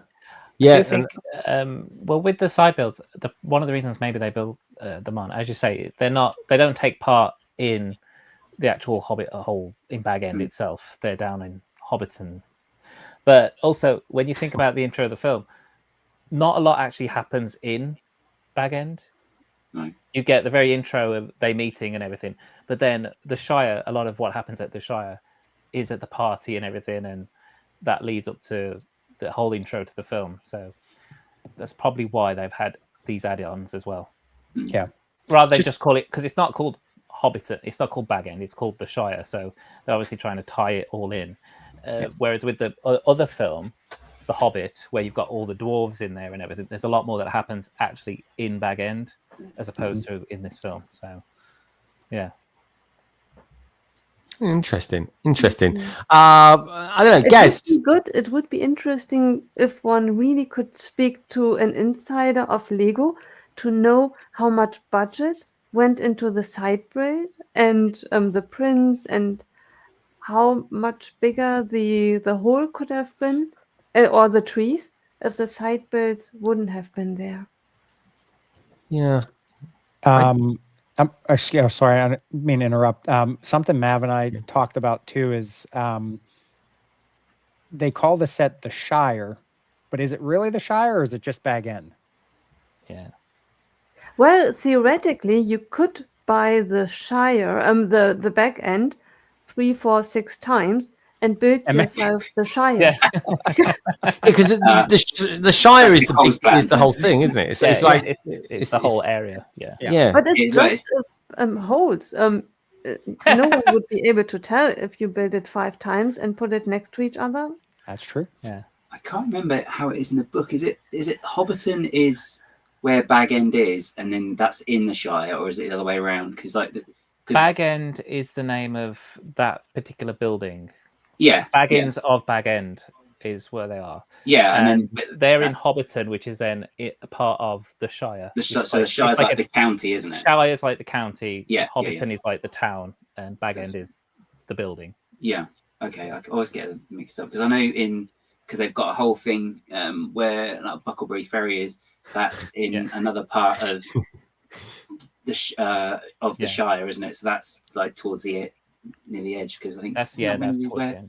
Because that near where Frodo's meant to have grown up there, and then he moved to Bag End or something like that. Yeah, Lauren's saying that the Shire is better known in the kind of the mainstream. Yeah. For the general. Yeah. I think they could have had maybe a few more buildings, but the way they've done it is kind of telling a little bit of the story, because you've got where Gandalf arrives, and you've got like I think maybe the Sackville Bagginses, or maybe was it just the grumpy guy? Padfeet. That's the one, the Padfeet. That's right. So you've got them when he arrives, and then you've got then Bilbo's 111th birthday going on there, and which is where you've got the dragon and Merry and Pippin's hair all burnt like that, and then obviously you've got then the bit in Bag End with the play feature as well in the fireplace. So they're trying to tell this main beats of the story, and I guess they're the only bits you need for that. But if you did want to get a complete version of Hobbiton, then you would need to flesh it out quite a lot. So this is going to be a bit of a spoiler question, but how did he get hold of the little dwarf? I think they're called dwarves. I thought they were called something else. And hobbits. How did he smaller than dwarves? I believe. Someone out there called them dwarves. Hold on, was it Lauren? She goes. Oh, here we go. Greg would have a heyday pronouncing the dwarf names. Yeah, that's like Willy, Killy. Yeah, Sleepy, Dozy. Yes. Is that not them ones? Well, the fireplace looks a bit. Clearly not seen the Hobbit. Yeah, so you got the Hobbit there. So how did he come by getting the ring? Why that's what happens in the Hobbit. Oh, okay. So now I've got to watch that, have I? Okay. Yeah. Well, that's the gift with purchases, because that's where the ring first falls into the hands of the Hobbit race, because they're more water people, part of the. Yeah, Smeagol has it, and then he has it for a very long time. And in the Hobbit films, Bilbo, when he's younger, on his journey there and back again, he discovers Smeagol's cave, and he drops the ring, or the ring abandons Smeagol, and Bilbo picks it up. Yeah, and they have a So- whole riddle thing going on in that. So what happened to Bilbo then? Sorry if this is spoilers for people out there, but He's in this. Bilbo This comes is- back, and he has yeah. his 111th birthday. Yeah, Oh, so okay. he In the book, grows they up call it from nothing 11th. from- I'm just saying. Yes. oh yeah. Yeah. So and the idea is, I suppose the whole idea is built on the destroying the ring. Is that the thing? Yes. Yeah. Okay. All right. Oh. But I mean, just go down cash converters, and that's it. Job done. Right? End the story. That will Yeah. stop Sauron from finding it. But Directed by Gaz. Yeah. Honestly, if they should have had Uber in those days, and they could just call an owl and then, like, an eagle to come and get him. Like, come on. Yeah, Uber Eagles. Yeah. Yeah. That's it, yeah. Yeah, could you imagine that? Yeah. What they called Deliveroo back then? I don't know. One Bricks does says yeah. Deliveroo tweet woo. That's what they would have called it back then. Tweet woo. Lego has captured the greenness perfectly. Well, they've certainly used a lot of green, that's for sure. This is basically, I don't know. I mean, make it bluish grey, and you've got yourself a rebel hideout. That's what I'm going to say. Ultra Brick says, I think the official images don't do the build justice. I kind of agree with you there, Ultra Bricks. It looks pretty better in slightly darker lighting. This white background and bright light don't help it. No, I agree, actually. We've got Jules Brown, and like I say, folks, this is a really nice set. It is a really nice set. I'm coming in halfway.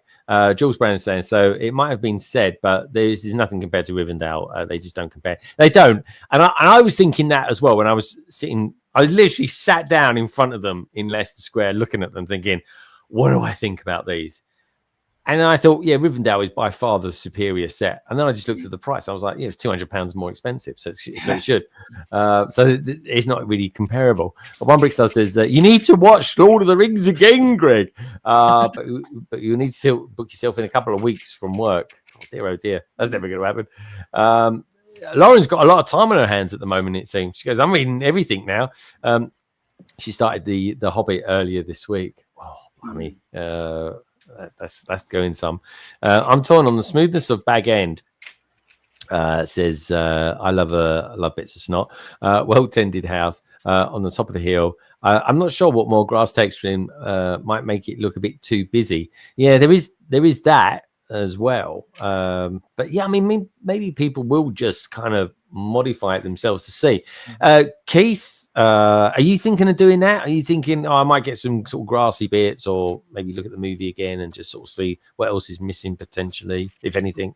No, I'm one of those, I don't know, what do you call it, purist? Like if it's a set, like I'd rather build my own, or attempt to build my own. Not here I am talking like I can build one.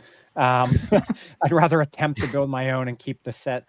I don't know why I'm like that. It's kind of like hand in hand with the gift with purchase. It's kind of like the same idea. Like that's how Lego designed it, so that's how I want to keep it, and then I'll do my own, or I'll attempt to do my own thing if I choose to. Yeah, but you'll know the techniques of how they come to do that, so you could do something similar to it. Yep. That's absolutely. Which that's part of the fun about building a Lego set, is you can learn how designers do different things, and then you can kind of, mock it yourself or do things differently. Yeah, no, I agree.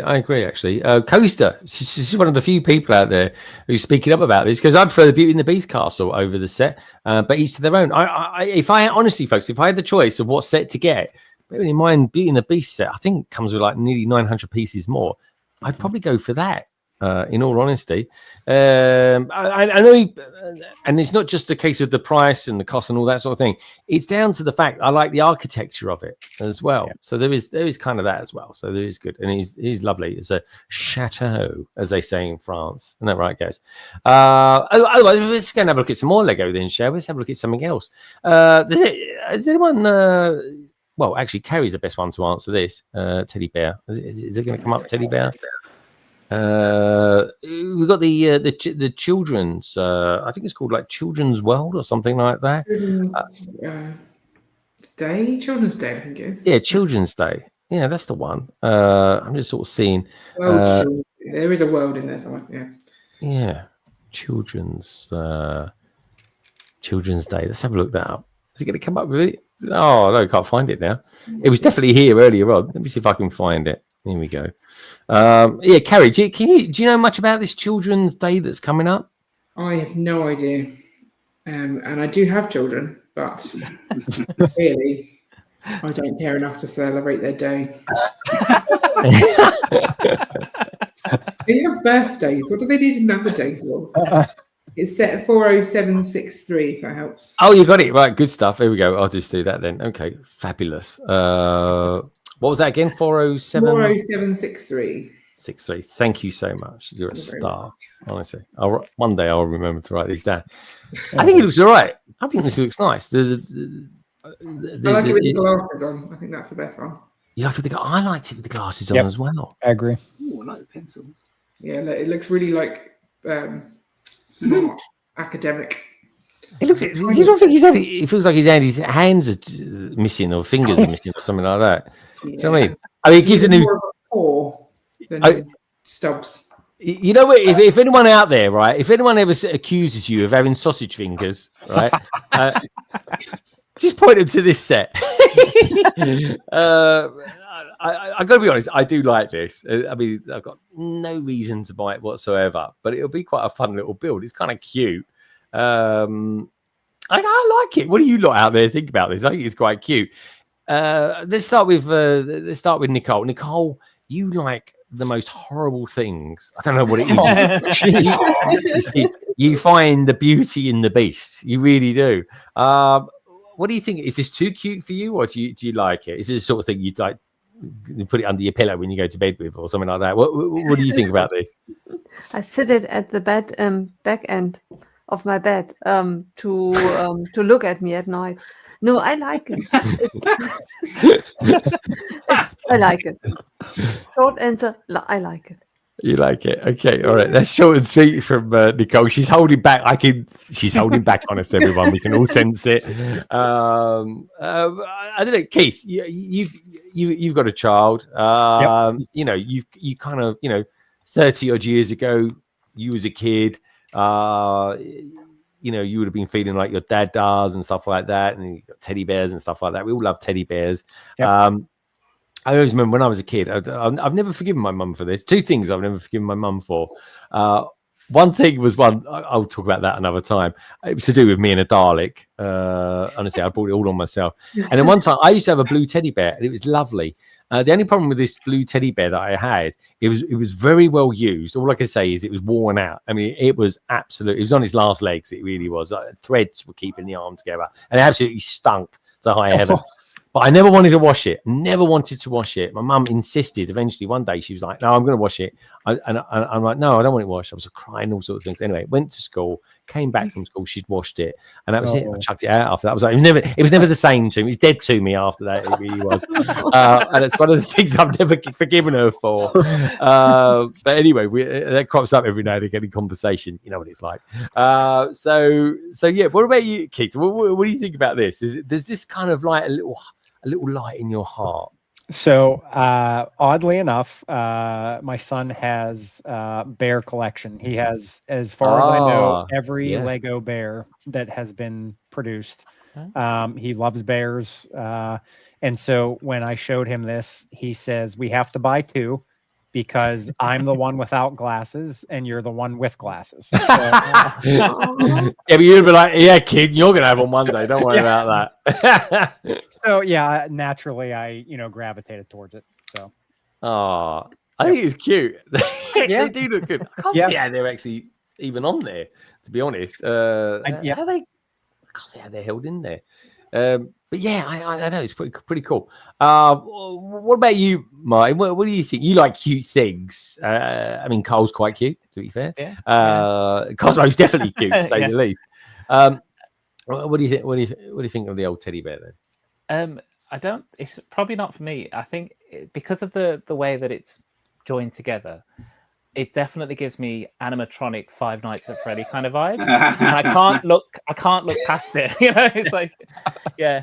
I was wondering where that came from. Yeah, I was like, I can't see past that bit. So yeah, but I can see this easily being mocked into Five Nights at Freddy's, like loads of people. But yeah. So yeah, it gives me that kind of like scary animatronic kind of look to it. But yeah. But yeah, it's not for me. I won't be picking it up. But yeah, I won't be. I thought Martin. I thought it'd be day one for him.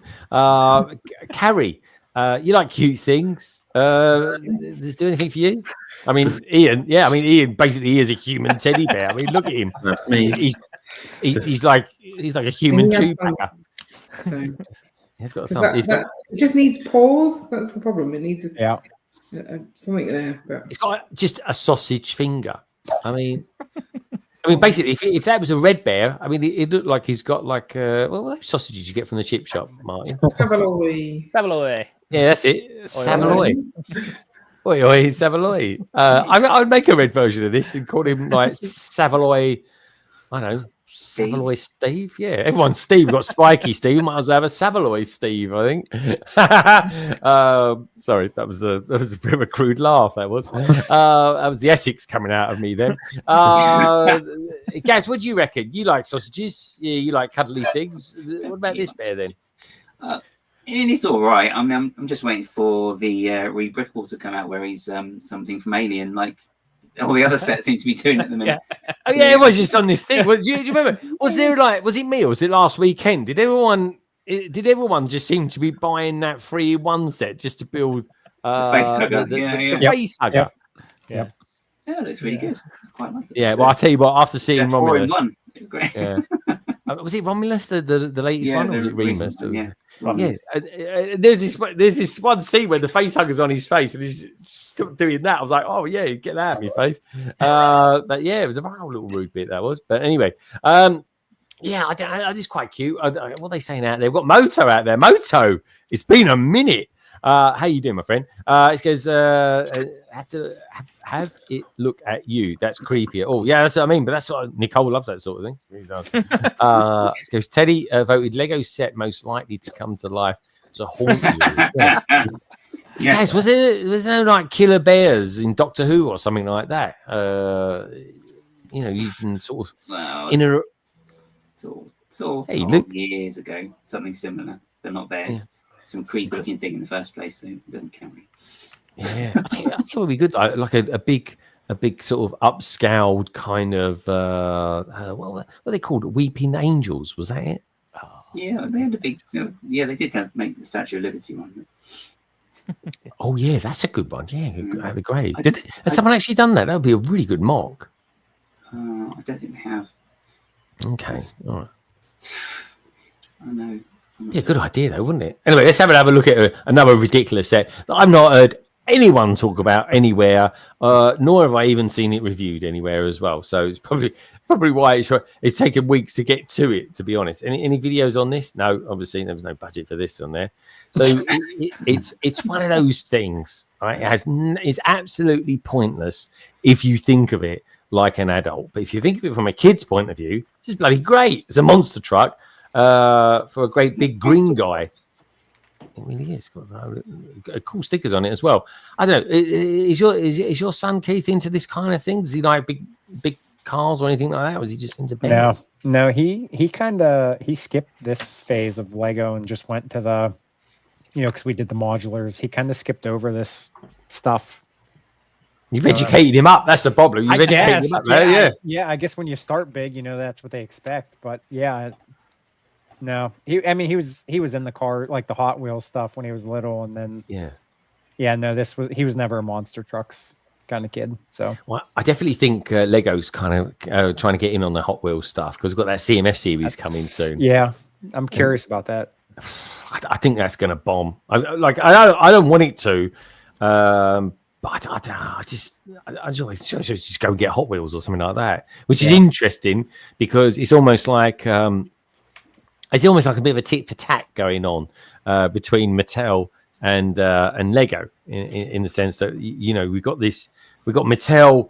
What was it? Mattel drew blood first, didn't they? Because you had Lego Day, International Lego Day. Mattel come along and say, "Hi, we're a great big organization. We're going to make real proper Lego style bricks." And then Lego come around, they keep it all quiet, don't say anything. Everyone else, all the community's going jibber jabber, like this, like that. And then suddenly, out of the blue, right,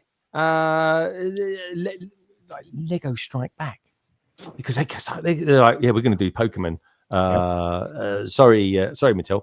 We're having that now. So it's coming. What is it? May, isn't it? So in the next couple of weeks or so, Mattel are going to start showing off what they're going to be all about. I'm interested to see who's going to be jumping on the Mattel bandwagon. What do you? We started this segment looking at the Hulk, and we've gone to the Mattel versus Lego already. But anyway, we're there now, so we might as well chat about it. It's a bit like Thanos versus Hulk. Keith, any thoughts on what do you think is going to happen with this Mattel? What do you reckon their angle is going to be at coming at Lego? Because they are you don't kind of advertise that you're doing it on Lego Day unless you're kind of wanting to hit them. Yeah, I said that the day they announced it. You announced it on International Lego Day. You better pack a punch when you announce in May, because that takes guts to announce on Lego Day like that. I don't know. We've talked about that on a couple of lives. We thought Pokemon would have been maybe because they already had Pokemon with Mega, but obviously that's out the door. Hot Wheels might be an option because isn't that Mattel? That is Mattel as well. Yeah. So that's an option. Maybe they'll do that. I mean, I don't understand IPs. I tried to, and I don't. It's one of those things. It's like the algorithm. You'll never understand it. That's true. But yeah, personally, I think to announce it on that day, you better come with some big guns, or you're going to fall flat fast. I'm kind of excited because this is Mattel's going to be landing right when Lego are in kind of their most ambitious kind of era of the year with Star Wars. Yeah. And I feel by this time next week, we're going to know a lot more about what's coming next month. Every month on release day, you get to know what's coming out the coming month. You do. Yeah. It's like you go into the shop, you got a couple of £100 in your wallet, you're all happy, and then you see something even better that's going to come out a month later. And you're like, oh, come on. But this one's different. This week has been dead of news. In some respects, it's been quite nice. We haven't had any of those reveals or anything. It's been kind of intriguing, really. Well, yeah, I know, Gaz. I know you like a big rupturous roar. It's the sort of bloke he is, honestly. But anyway, it's an intriguing thing. Well, I reckon Lego are going after the Hot Wheels. Do you reckon that the Mattel's going to be going after the sort of speed champion side of things? With that in mind, Keith, because I think personally, if Mattel come out with a range of cars that are kind of aimed at, say, the speed champions, and they ain't got no sprinters on it, like no stickers, right? Everyone's going to be looking at Lego and going, "Why aren't you doing that?" Yeah. I mean, that'd be another gutsy call with the big focus on F1 this year. I mean, Lego's been doing a lot of car stuff this year, so I mean, I guess it would fit hand in hand to kind of come in guns a-blazing with cars. I mean, the stickers like the Fast and Furious, I mean, that pink S2000 is already haunting my dreams with the sticker placement. So if Mattel can come out with printed tiles on cars, I mean, I think it would turn heads. I think it totally would, because then Lego would have to up their game. Like they would have to up their game, and that's why I want there to be good competition for Lego. Yeah, because they're calling all the shots. Do you think because it's Mattel? Because if I'm not mistaken, there are plenty of brands out there who do speed champion size cars, and I think some of them even come with little display cases for a reasonable price. Cadet make very good vehicles from what I've seen anyway. They are. Their stuff is like really good, but that's kind of aimed more at the people that like their Technic stuff. So yeah, I don't know. What do you think of the Mattel thing? Because Nicole, you've built. I think I'm right in saying you've built Fantasy and you've built Blue Brick stuff before. Do you think they're kind of on par with Lego, or do you think kind of Lego's far in front? Because I built the Pikachu Mega Construct set a couple of weeks ago. And I thought it was all right, to be honest. I certainly know the Lego designers are building Mega Constructs because they need to know how good they are. And they are what they are. Some of their sets are really good. Some of them are really bad. You could say that about Lego as well, I suppose. But anyway, I'm intrigued. What do you think? How do you think Mattel, if you was Mattel, Nicole, Yeah. how would you kind of think to yourself, right, I need to hit Lego here, and this will get us people on board? I think they're going to go all out printed stuff. What do you think they'll do? That's an interesting question. I have one mega set. It's the Game of Thrones castle. I never built it. I only bought Fantasy, the Sherlock Holmes set, the house, and that was fantastic. Pieces amazing, everything printed.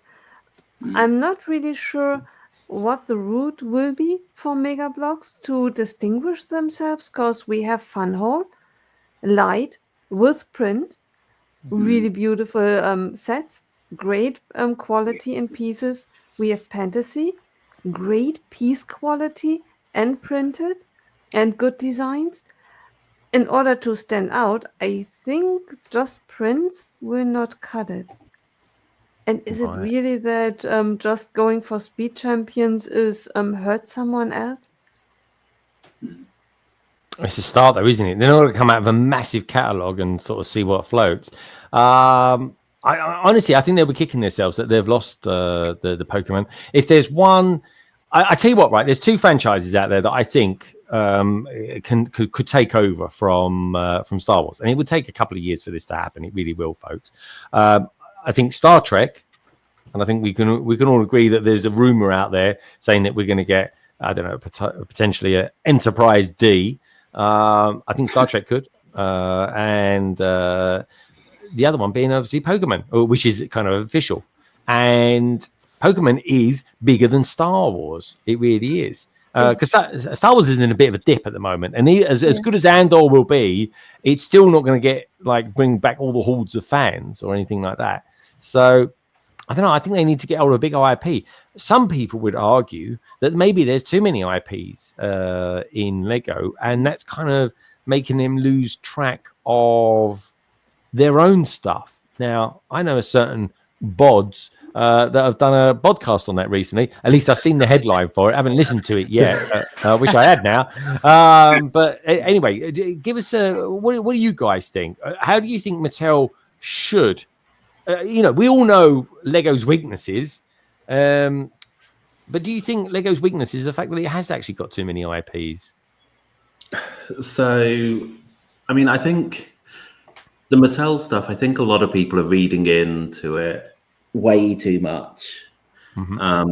So if you consider that Mattel announced that they were going to do a Lego compatible thing at the world's biggest toy trade fair, therefore it seems as though it's going to be toy based rather than collector based. So it doesn't look like they're going after the adult market based on where they announced it.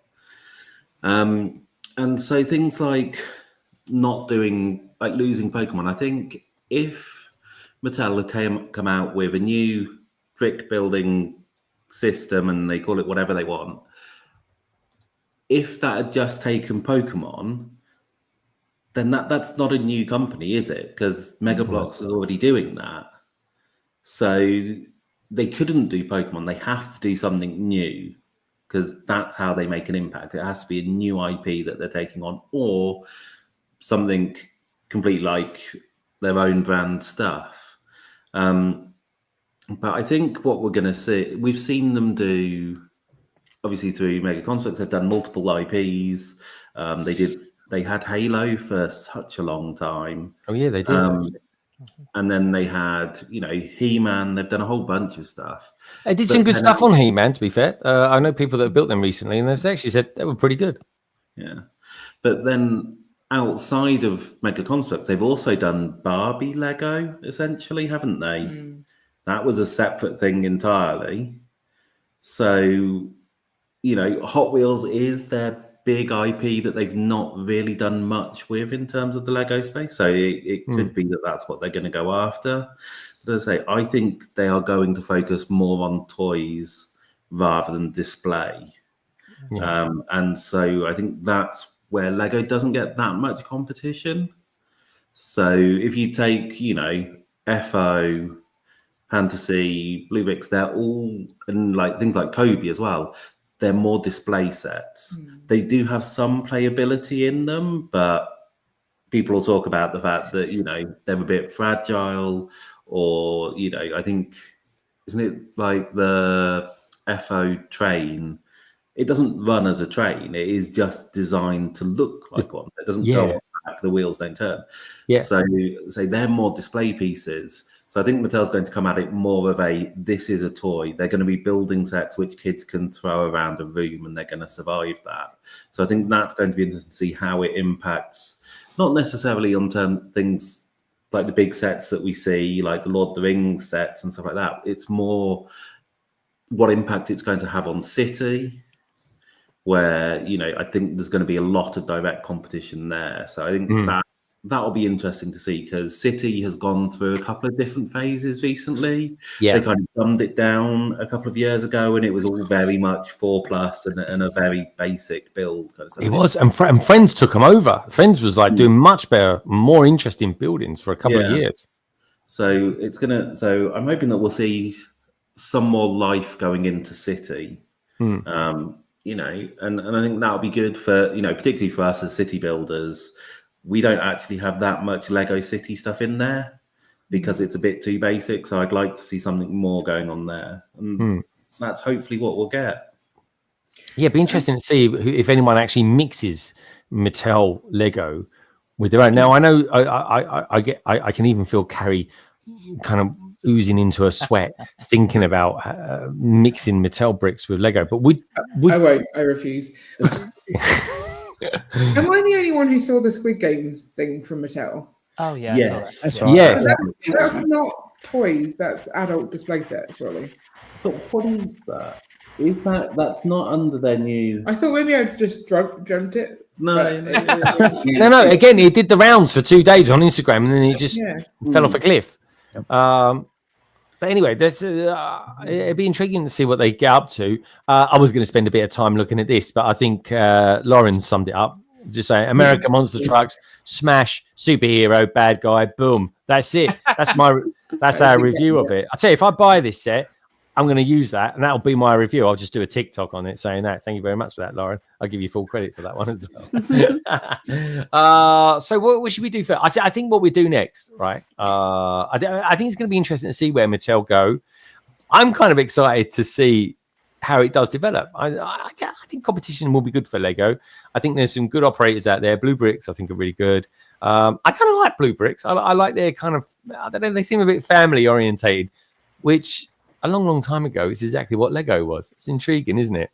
It really is. But of course, I'll always love my Lego. And will I ever mix anything? I don't know. Actually, there's a question. I need a couple of city builders. Here we go. We know exactly what Carrie thinks. It's like a no. But let's go Nicole first. Nicole, would you, if Mattel bring out some, like, I don't know, little vehicles or anything like that are good for a city, would you put them in your Lego city, or would you keep them separate? I think the more interesting question would be, would I be willing to integrate the parts of Mattel into a Lego build, or vice versa? Because to put just a whole building next to another building, I have the Fantasy Sherlock Holmes set right next to a Lego set. Those two do not touch, they do not affect each other, they are fine. But would I mix Lego bricks with other brands? I'm not quite there yet, which is, I know that it's ridiculous, because either the parts are, the pieces are not good enough, then I would never be tempted to do that. Or they are so good that I can't tell them apart. And then what is my bias? Why can't I mix them if they are identical? It's just the Lego name missing. Because it's not that they are leaking or destroying the other parts. No. I think Nicole's going to have the first city that has border controls on it. I think she's going to make a little Berlin Wall up or something like that along it. One side of it, Funhole or Pansy or whoever. Mattel, and the other side Lego. I like that. But I know that it's not rational. It's because the pieces in itself, they are not radioactive and destroying the other pieces. It would be theoretically totally possible. I know what you to mix mean. Pieces. Because we do. We put a lot of effort into sorting Lego. We really do. I know Carrie and Ian definitely do. I think one of the issues is going to be, if you start mixing the parts, is going to be the colours. Yes. Because the colours aren't going to be exact matches. No. But nowadays, isn't it crazy? Yeah, I'm blind. I don't see anything, but I hear so many reviewers that say, "Oh, look at that set. One piece, 3 different colors. How can that be?" Yeah, the sunflower set that has issues with the yellow. The Fiat 500 had issues with the yellow as well. The Cullen House. I don't know if you've seen that in person. The variation of browns in that is really awful in some cases. Dear God, yeah, when it was on display, we had a quick look in the cabinet. It was like, but some of it really guys. As well. Yeah, there was a plate on the roof, wasn't there, the flat bit, and it really stood out color-wise. Yeah, I've been doing this recently. Mark would be very proud of me. I'm going to ask this to people as well. I've come to the conclusion that you save so much space, right? Packing your Lego in your organization like this, literally 50% of the space you will save. But keeping in context with what we're talking about, I bought all these at the same time, right? Can you guys see the variations in that green? Yep. Yeah. Oh yeah. I think that's really bad. Yeah. I really do. They should all be the same shade. Now, in one way, maybe if this was a Shire set, it would actually give it a little bit of make it a bit more interesting, rather than looking like a sort of a green thing. Actually, thinking about that Hulk truck would look lovely parked outside the Shire. Just saying. But yeah, it is a thing. Now, it'll be interesting to see. Is that something, Gaz? I'll ask you actually. Is that something that Lego can get around? Or is it just the inevitable? All companies will have that problem. I don't know. They haven't really. If they can, they haven't done it yet. It's really complicated. How Lego sources colors is that they have 3 sources for every color. So 3 completely separate companies provide the colors, and what that means. And so what they do is, they have a color chart and they say, this is the color we want. And then they'll get lots of different companies involved and they'll come up with the colors and they'll choose the 3 closest kind of thing. That's kind of how they've traditionally done it. About 4 years ago, maybe 5 years ago, they brought in a policy that all of the dies had to be completely safe to touch in the factories. They did, yeah. As a result of that, they've struggled with some of the colors to get 3 different suppliers that are all close enough together. And so they've had to have a bigger variance. And so kind of in some ways, because of their own policy, they're never going to be able to get the exact matches. Whereas other companies that don't care about the health of people in the factories, obviously they can go for the more toxic ones and get exactly the right colors. Yeah. So in some ways, other companies will be able to do it better, but it's more Lego's doing it slightly more ethically, and sometimes you have to kind of accept that means there are trade-offs. But it's a really interesting dilemma to see what. That's only a few hundred bricks I've got there of the same color, and I was just like, when I put it together like that, when it all sort of just piled in, you don't notice it. But when you do that, and I'm like, I think for a lot of people, it doesn't bother me that much. It really doesn't. But if I was doing a big building, like if someone built a house and their bricks were that different in color, you'd be like, wait, I'm not having that. Do you know what I mean? So I don't know. What do you reckon about the idea, Keith? You've got a city. I'm pretty, Keith, you have still got the city, have you not? Yeah, we did a remodel down here. My buddy came over and we spent Friday or Saturday and the Sunday morning completely changing everything around, including an IKEA trip. So Nice. It's there. Yeah. IKEA and Lego synonymous. It really is. But would you? Oh, hold on. The cat, Gaz has been attacked by his cat. You right there, Gaz? Yeah, she just pulled on a wire. So. Oh no. He's all right. He's hanging in there. His cat, honestly, he put me on edge. Having cats, it really would. But anyway, so where was we? Yeah. So would you ever consider? Say you've gone to yourself. You know what? I'm going to go and buy some Mattel stuff. And you buy them, and you're like, this is actually really good. Would you be tempted to put them in your city? So again, this is something we've talked about. I am a big supporter of whatever anybody wants to do. You buy what you want, you build what you want, you mix how you want. I'm 100% for whatever anybody wants to do. Me personally, and I don't ever want anybody to think I'm like a Lego snob or something like that. I just my hobby is to collect Lego. So like I don't even look at any other brands because I just want to collect Lego. So me personally, no, in my collection I wouldn't mix because it's just not what I'm interested in collecting. So would I, if I was not the way I am? Sure, I'd take a look at, the quality of the bricks and how they mix together. I know like some people use, different brands for mills plates and stuff like that, which I get that too. You can't see the bricks, but what is it doing to the Lego bricks? I don't know all that testing stuff. So, I mean, if I would certainly entertain the idea, but just because I set out to be a Lego collector, I don't really even pay attention to anything else. Okay, fair enough. That's a good way of doing it because I think we all need constraints to a certain degree. I really do. I'm definitely intrigued to know what you lot out there think about that. We got what did I see there? Always KO. Actually, Ian's conventionally close. These chairs are really uncomfortable. You two are like incredibly like it's just not comfy. So this is more comfy. There we go. Yeah. Oh, no, that's good. That's good. That's yeah, good. you're there. She's asleep. Yeah. Jules is saying, good point, Ian. He's comfortable like that. It's like a blow-up sofa all in one.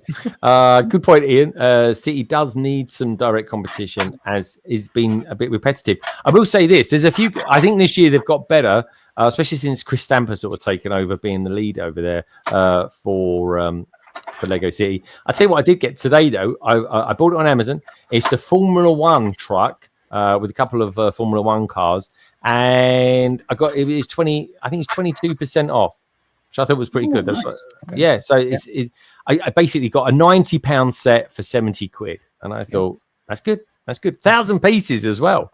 It will get out with Star Wars, I tell you. Not Lord of the Rings, neither. Anyway, folks, what have we got coming up next? I'll tell you what we do. Let's start immersing ourselves into the segments while Carrie immerses herself into Ian by the looks of it. But anyway, so this week's PMQ, that's got to be my best segue yet, surely. This week's PMQ comes for us from Joe, otherwise known to everybody as Snap to Grid Bricks. This is a long one, folks. This has got examples in it. I definitely want to know what you lot out there think about it. And don't forget, this is for the chat as well as everyone on the panel. But anyway, sit back, enjoy yourselves. I'm going to peel an orange. And this is this week's PMQ from Snap to Grid Bricks. Cheers, Joe. And here we go.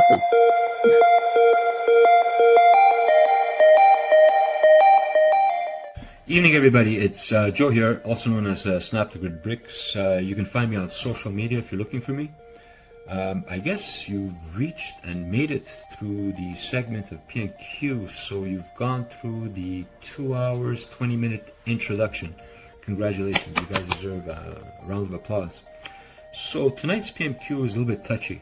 It's going to affect the K-falls and T-falls, I hope in a positive way if we get some changes done, but I will ask them to probably mute this segment of the show, but keep it running because Greg needs numbers.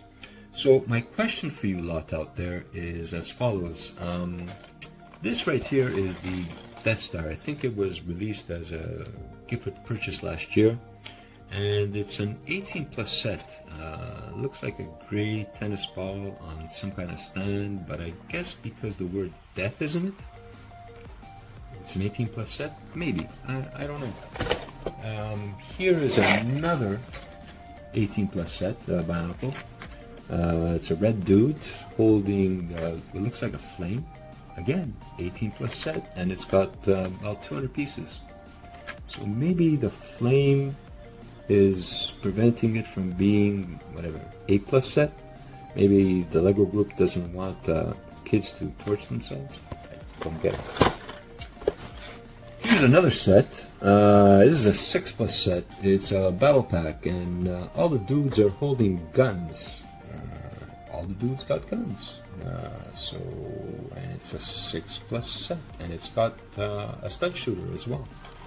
So I don't know. I'm very confused right now. And this was released, I guess, as a gift of purchase last year. It's I guess a Pirates VIP pack, and in it we got some skeletons, bone figures, if you want to call them that, and a cannon.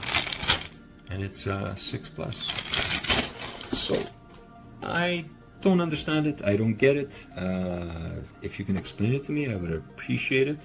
I don't understand the grading system. I feel for the likes of Lauren, for Nicole, for Jean, and Tech, when they purchase a set at the Lego store where they're getting carded at the cash register because they're buying sets there that are 18 plus. Don't get it. I don't understand. Sorry about that. I probably just got a message. So my question to you, should the Lego group move away from grading the systems by age and maybe grading them by level of difficulty? I'd like your comments on this and your thoughts. Enjoy the evening. Great show, Greg. Keep it up. Talk to you soon, buddy. Be good.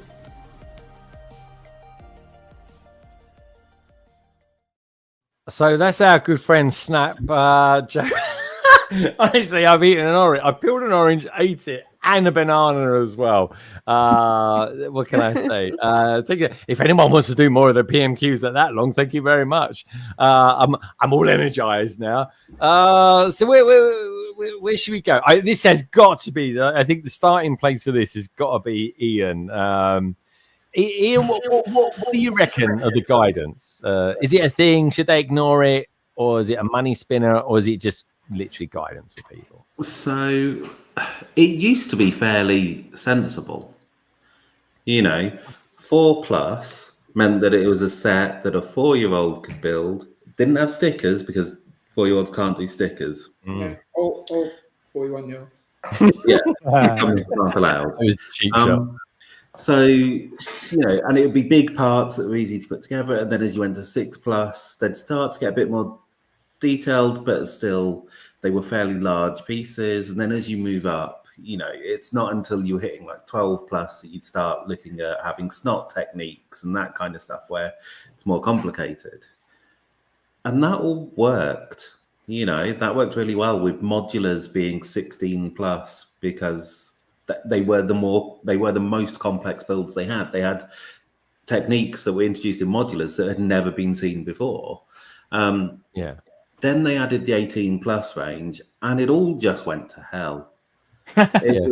Suddenly you had sets that were listed as 18 plus that you had no idea if that's because they were difficult to build, or whether it's because it had adult content in it, or because it was just that Lego thought that some adults wouldn't buy something unless it was aimed explicitly at them. And so that just completely muddied the waters, and it's confused everything. So I'm perfectly happy with them having an age rating, which indicates the difficulty of the build. That's what it should indicate. But you see, take for example the Daily Bugle, because I was just thinking about that, what you were just saying. I was like, I wonder what it is.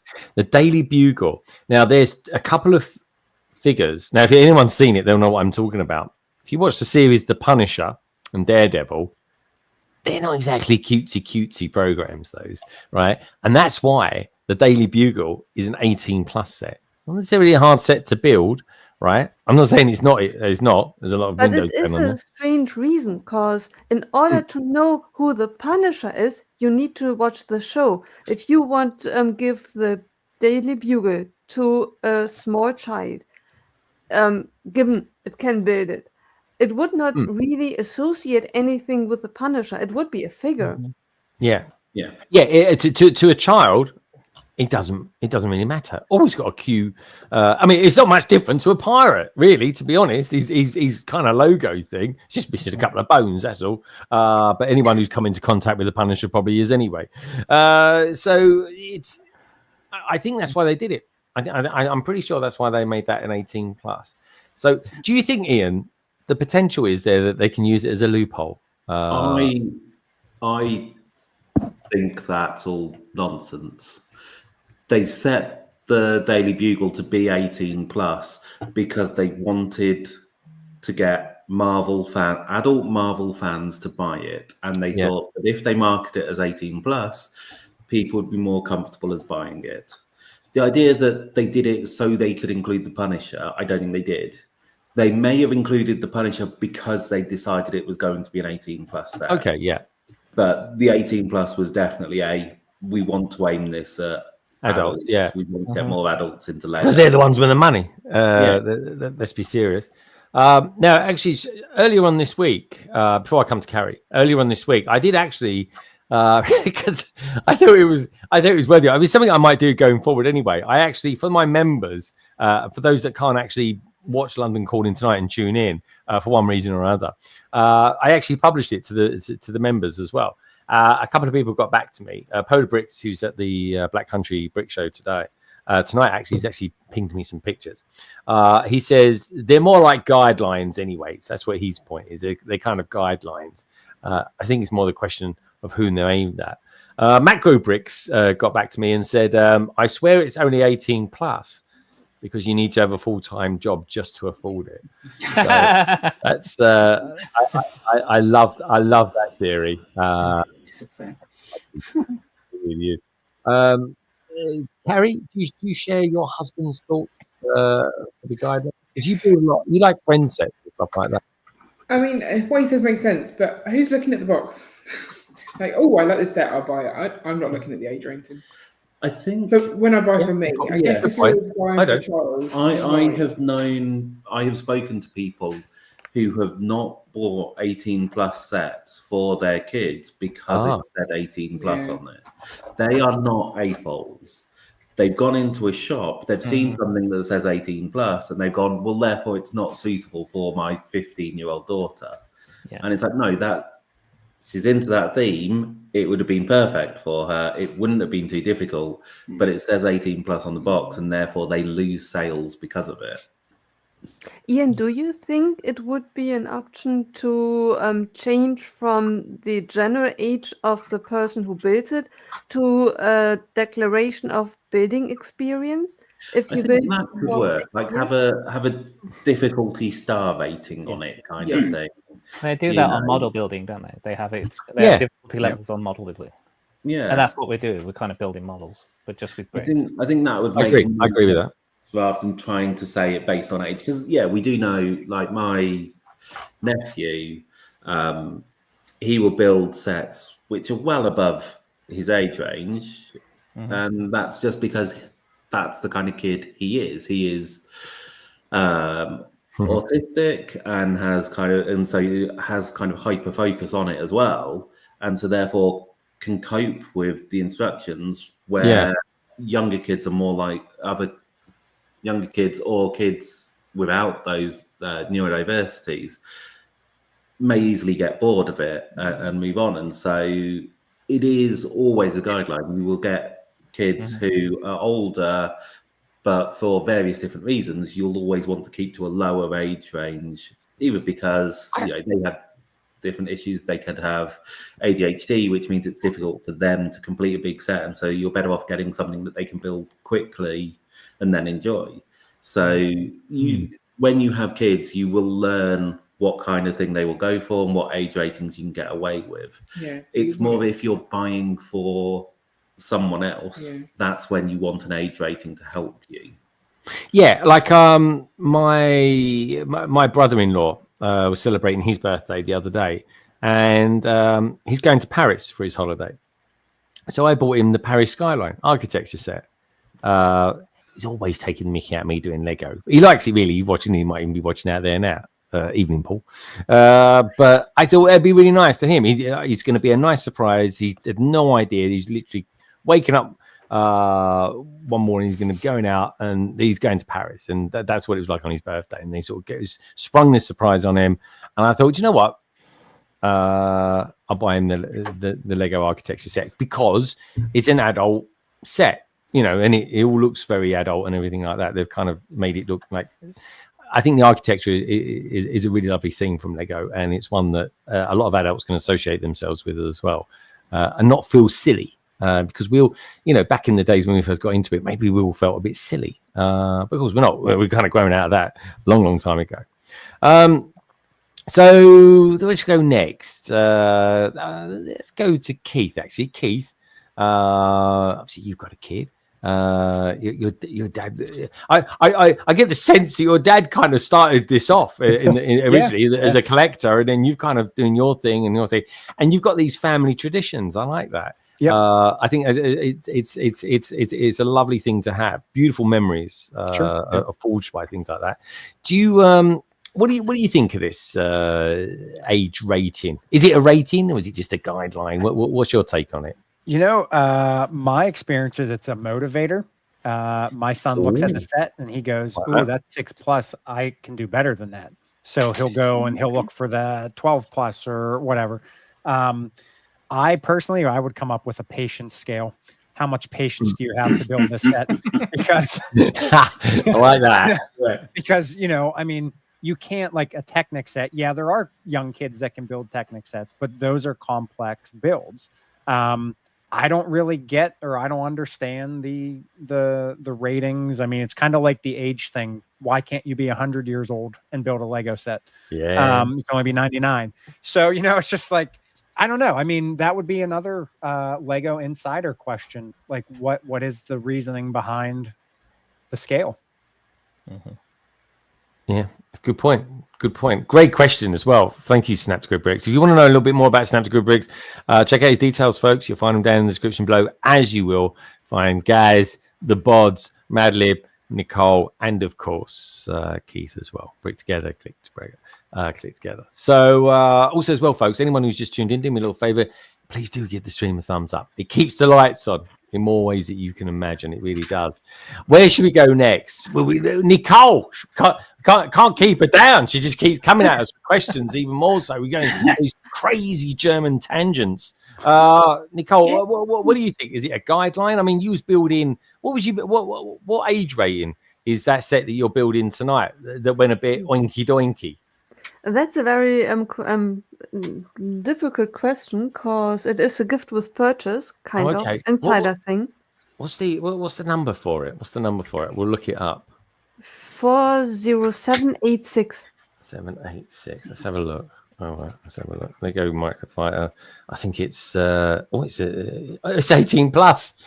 You got out of that one. How is that an 18+ set? What? Now I feel better having made mistakes. It's not quite so bad. Is it a good little build? Do you like the build? Straight away, we're going straight into a tangent already. Is it a good build? Do you like it? I'm not really sure. I spent 2,400 points on it. I don't want to think about it. You've been robbed. She feels like she's been robbed.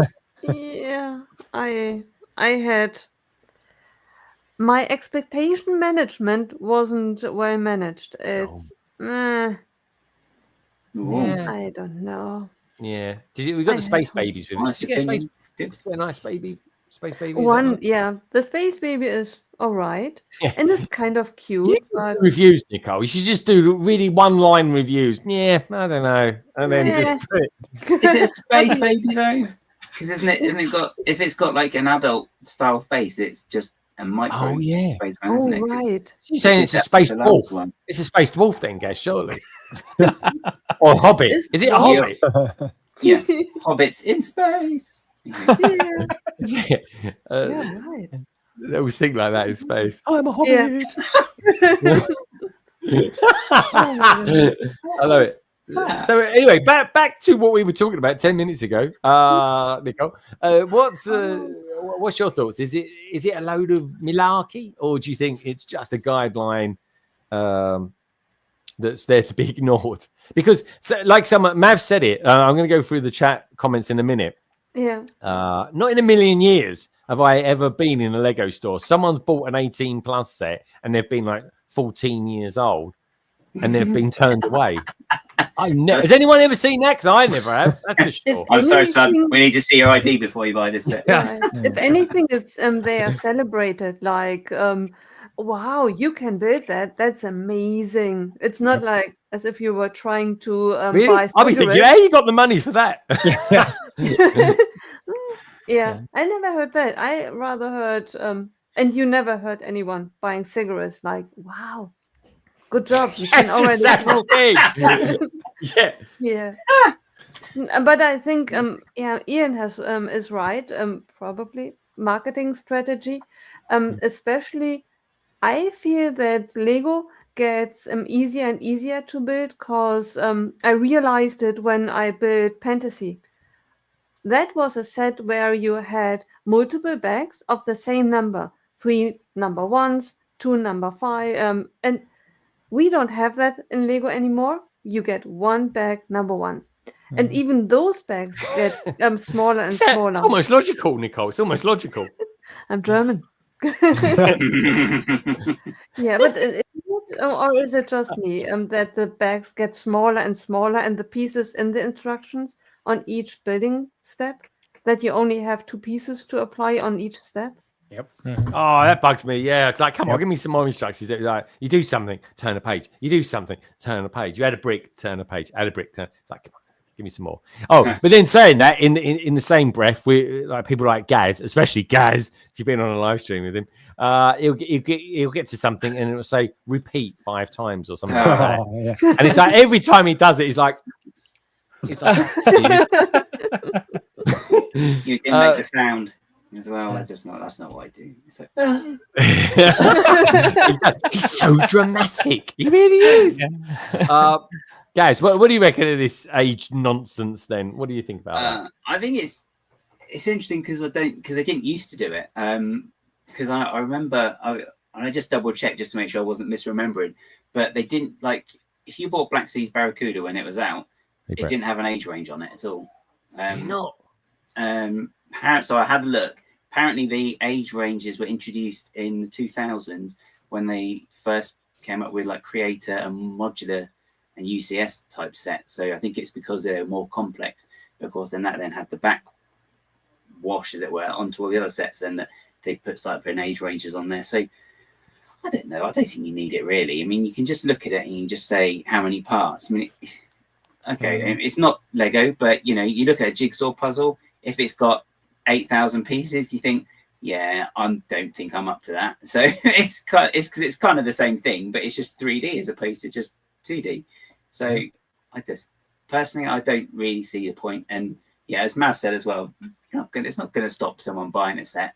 And the only, I mean, it's true though. They don't, do they? No, I mean, only if it was maybe some sort of seedy nightclubs that kids shouldn't know what goes on in, maybe, but Lego's never going to do something that's like that anyway, so it just seems a bit superfluous really. I mean, like, I remember when the sets were out, like Black Seas Barracuda, like if you wanted a complex set you buy Technic, so it was, and they didn't have numbered bags then either, so it was literally all lump it all in and just parts rummage, which is horrendous sometimes. I'd be interested to know if there was someone out there we haven't got anyone out there from Brickmania at the moment. I think Slam's not around at the moment. Trevor's not here yet. But if anyone's watching this back and they work at Brickmania or they know Brickmania stuff, I'd be interested to know, do they have age ratings? And if they do have age ratings, are they to do with the complexity of the model, or are they to do with the fact that they are by the age of person that should build them? I'm intrigued to know that.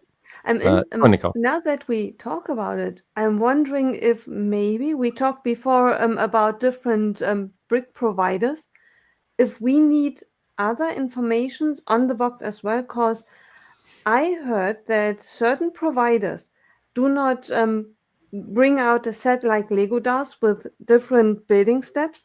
You just get everything and then it's sorted by piece type. And then you open everything, and all of a sudden you have 8,000 pieces on the table, and you walk through it. If these kinds of information, You think I got good value for money, though? Yeah, definitely.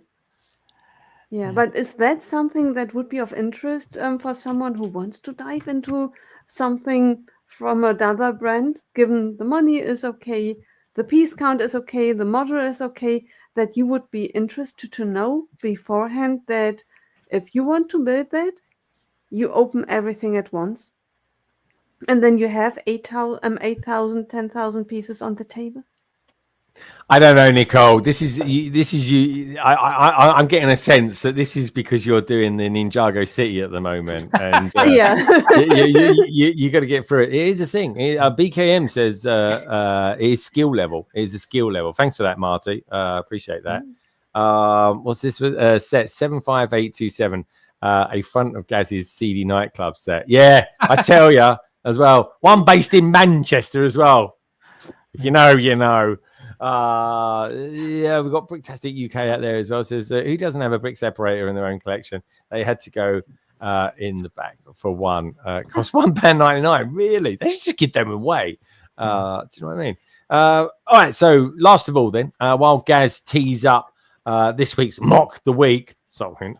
Mine. What's your thoughts on this? Because you build quite. You're a bit like me, really. You kind of build what you fancy. Yeah.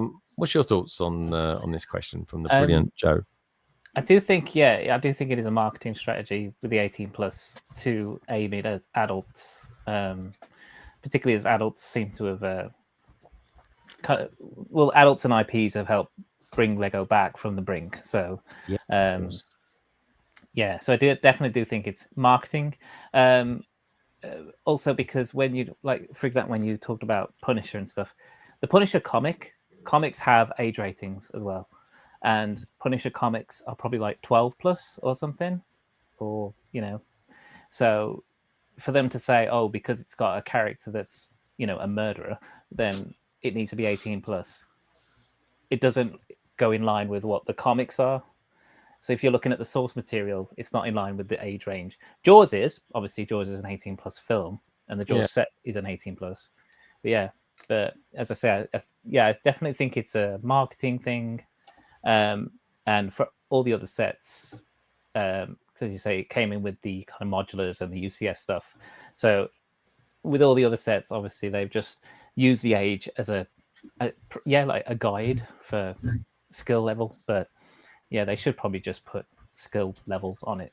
I think skill level would be quite good, actually. I think everyone would be quite happy, because I think then we would be like, you could rate the hardest sets of the year, right? And then it could almost be, you could make it a sort of a competitive thing almost, or just make a point of collecting really hard sets. I don't know. But then it's kind of subjective. Like I get jigsaws, and I don't buy a jigsaw that's less than 1,000 pieces. Do you not? No. So I enjoy jigsaws, yeah. So that's a puzzle flex, in case anyone's wondering where we want. Yeah, it's just because 1,000 pieces is a good size. It'll take you a decent amount of time, and then I don't need one of those ones which covers an entire wall. That's like 8,000 pieces or 10,000. What do you do with them once you've built them? Well, you can't put them on a shelf, can you? No, I ain't got no wall space either, so I just build them, look at them. Oh, that's pretty, and then straight in the box. Oh. How cute! I've got a minifigure one that I need to build, actually. Yeah. So Oh, look, this is the same. Look, they're out there. They're all creeping around. They all come out of the woodwork. Now then, before we go on to our next segment, the brick bods, they've come in late and they're going early because they've got things to do. Carrie, Ian, I would first of all like to point out that Jaws was originally a PG. and it was only, and then it was reclassified as a 12A when it went onto streaming services. Oh, Yeah. So the fact that the set is an 18 plus, It's still a bit it's just, you know, they've just gone, because if you remember the film, you're at least 18. I think that's where the age range. Oh yeah, I doubt used, about I that. used to watch Jaws as a toddler. So. Did I you? used to watch it quite young. Actually, I haven't watched it. I got scared and ran away. Well, I mean, compared to a lot of things these days, it's not really that. Yeah. You know, it's more of a psychological thriller, I think. I think it's the music, isn't it? That I It's think the music, yeah. Yeah, so so that, it's you too don't see the scary. shot because it didn't work. It's two notes. That's all it is. It's, that's it. You know exactly what it is by that. Right, we're going to go to next. We're going to go through and see what everybody in the chat was saying about Joe's question. But carrying in are going to make way. We will be waking up in the morning as parents of a 9-year-old, so we have to be up extra early to do presents before the show. Oh yes, happy birthday! Okay. Yeah, see, Busy. Yeah. So Yeah. we will be at the Black Country Brick Show. Yeah. Anyone? There's no tickets for tomorrow, but there might be some left for Sunday. So There you go. okay. Are you guys going to take a picture of me? Take not of me, Gary. we'll love photo. Oh, I'll send you a picture in the morning if you want, so you can remember me. Forget me not. You gonna send us some pictures for next week? we'll do our best.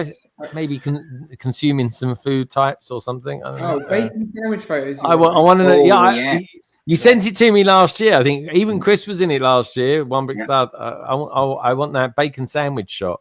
Battle food, that is. It'll go straight into the family annual. I tell you. All right, guys. Are you going to be? Are you streaming from Birmingham on Sunday? Yeah, I promised everyone that we'd be finishing off the set we were building last week, but obviously we did not bring that with us because we barely got our kids in the car. So we will be planning for the next 3 months. Because, it was really helpful planning. Yeah. So I think we should do it again. Very practical indeed. All right, good stuff. All right, good to see you guys, and we'll see you on Sunday. Enjoy the show. Have a absolutely fabulous show. See you tomorrow. Yeah. Cheerio. Bye bye. Bye bye. Bye.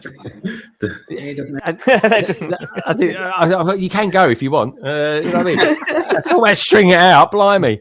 Right, okay. What should we do next? I'll tell you what we do next. Before we go to our next segment, which of course is Gaz's mock of the week. Gaz, have you set it up properly? I'm just saying. I'm seeing something strange in the thing. Yeah. Again, C3PO moment there. Just saying. Anyway. Normally speaking, I would write. Guys, you crack me up. You really do. Martin, go and plug him into the hyperdrive for me.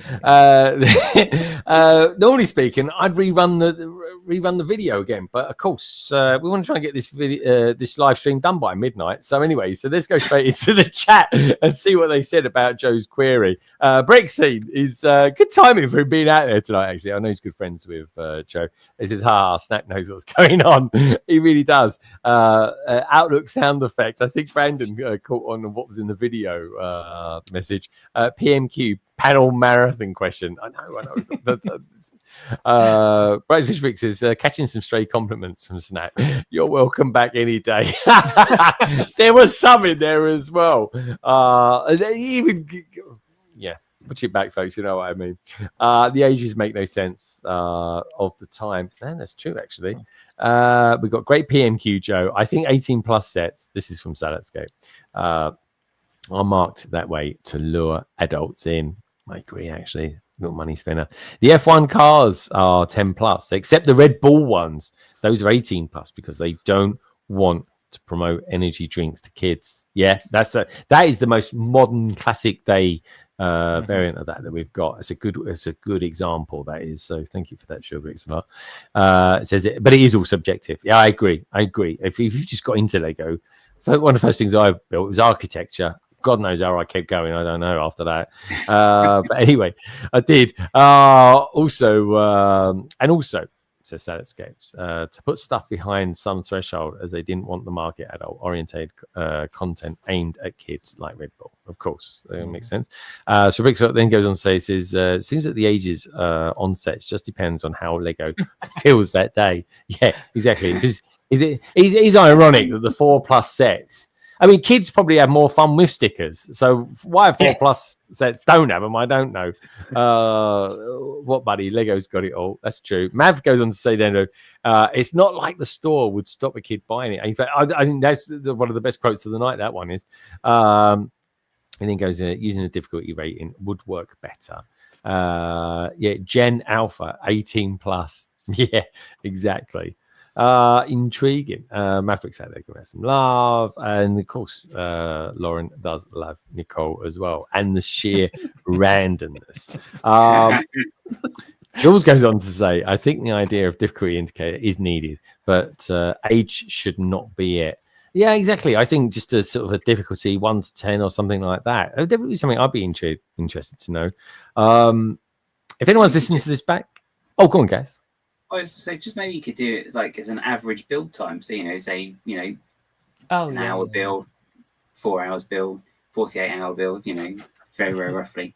But just to give an idea, you're going to invest this much time, because then if you know, like a younger kid or even some adults actually have got shorter attention spans, you're not going to want to build something you've got to focus on for hours and hours. So yeah. Random idea. Here's a random question.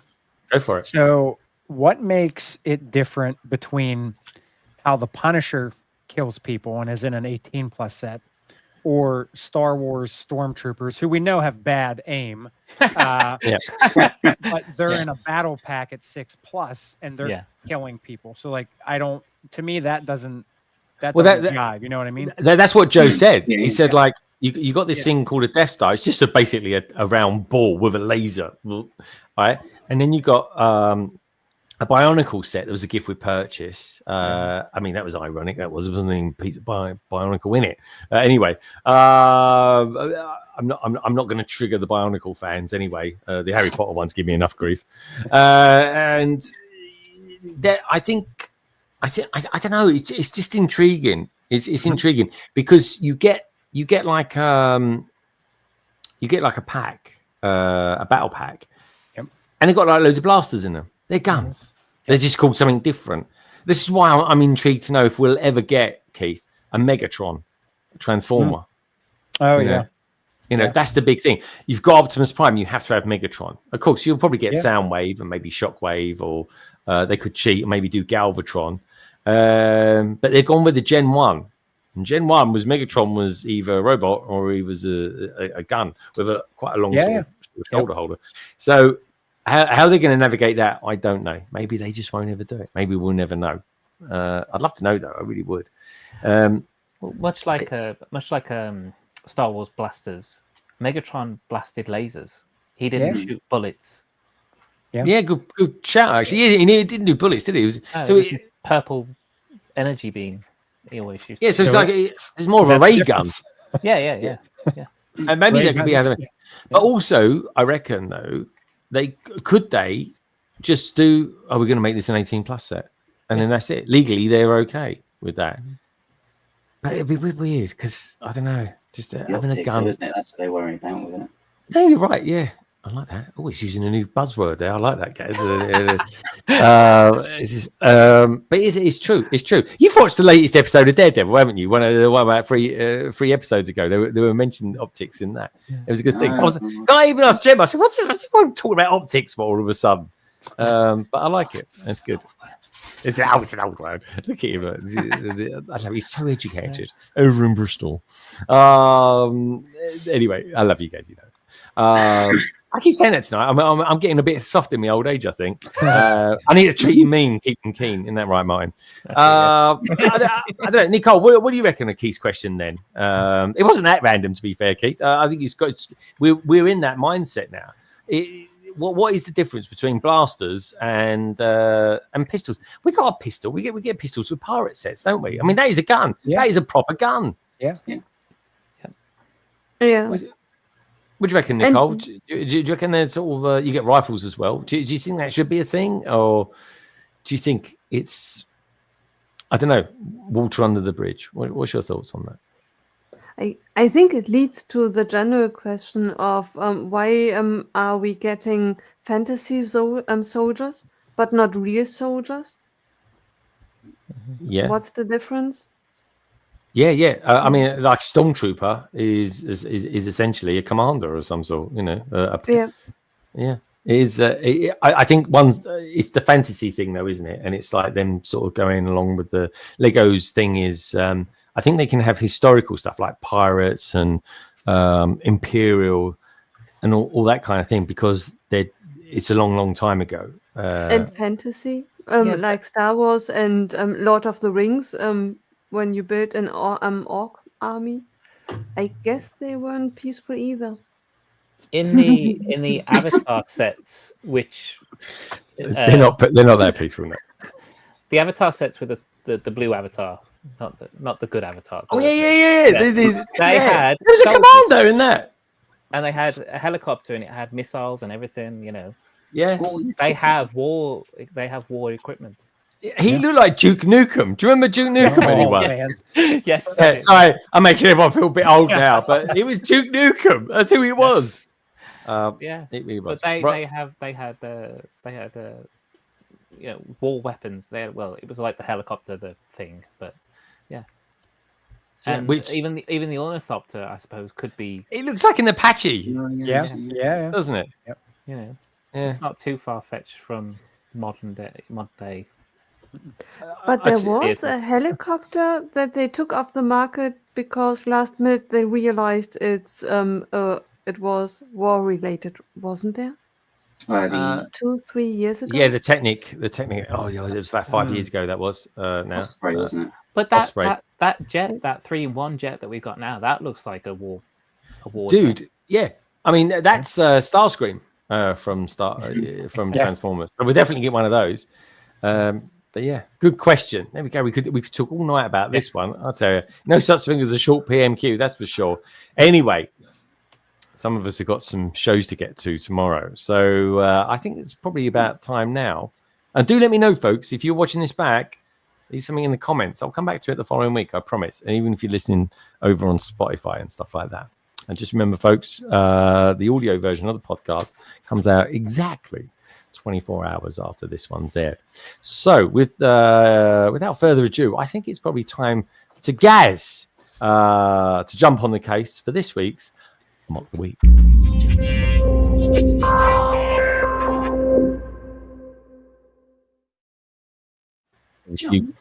Beautiful loveliness have you got for us? So this week it's a guy on Instagram called Edge of Bricks. So it's on Instagram, it's edge_of_bricks. But he is actually also on YouTube, where it's Edge of Bricks, where he's got video showcasing some of his builds. So just very quick snapshot of his page for you. So we've got lots of different builds here. So we've got a Wolfpack one, which is actually an update of a set I actually bought not too long ago, the original one. So he's just updated it there. We've got some really, really great Minecraft builds, actually. So if you do like Lego Minecraft, definitely worth having a quick look. He's got his own versions of some of these ships. I think that was Ahsoka's. Is it T1? I think. Yeah, something like that. Yeah. And then Poe's X-Wing, which actually I really like the engines on this versus the Lego ones, because I think I prefer the curve on this one, where I think the Lego one was a bit squished in comparison. But yeah, again, Minecraft, which some of these are brilliant. I mean, I'll show you this one just because the colours in this one is brilliant. If you can load up, please. Not gonna load up, yeah. So you can see the colours in this one really, really great, and just the lava just really pops on this one. It's really, really cool. But what he does as well, which I quite like, is you've got like the picture of the build here. You've got some different angles of it, and then there are some close-ups of just in the little pieces as well, so you can really sort of get into the build itself. So you can see that we've got just like the theme on the page. Again, there's a Horizon build as well, where he's done a Thunderjaw, which is really, really great. I mean, as I keep harking on about it, but the creatures in Horizon, the Horizon series, I should say, are really fantastic design in the game anyway. And the fact that he's been able to catch these in Lego, and it's not massive either. Like the Thunderjaw isn't too much bigger than the Aloy minifigure. Then he's also got these grazers, which appear, and they're such a simple build. I believe on his YouTube channel he does have a little tutorial on how he built these. But they're such a simple build, but they're really, really effective, and they really do look like the actual creature itself. So do check out everything on his page because it is really, really brilliant. But scroll. The one that's caught my attention this week is this one, which is based on the Atlantis series, because it's the 15th anniversary of it this year. Is it focused? That's cool. And it's just really eye-catching. You've got this brilliant giant squid up here. There's like caught one of the aquanauts here. And then you've got like the little submarine on the side. And then you've got this really, really, really great sort of underwater ruins of this temple where it's sort of, you've got the steps there that goes up, you've got the gate, and you've got like a little bit of the remains of the building. And you managed to use that to really get the squid attached to it. And then you've got all the details down the bottom as well. And the base as well is brilliant. The way he's done this, it really looks like it is just a chunk of rock that's been cut out. So I really, really do like this. I think I've seen it a couple of times this week, so I think people have reshared it and as well, because Atlantis was a very popular theme at the time. But it's just great to see. Yes, it kind of reminds me of the color scheme. Is it like that one that you like, the space one that you like? It kind of reminds me a little bit. It is a bit similar. I think it is actually the same. I think that is the trans neon green that they used. So I think that's where I got the piece that I used in my soapbox, actually. I think that's actually originally from an Atlantis one. But yeah. Was that one I raced against, guys? Is that the one I raced against? Yeah, it was, yeah.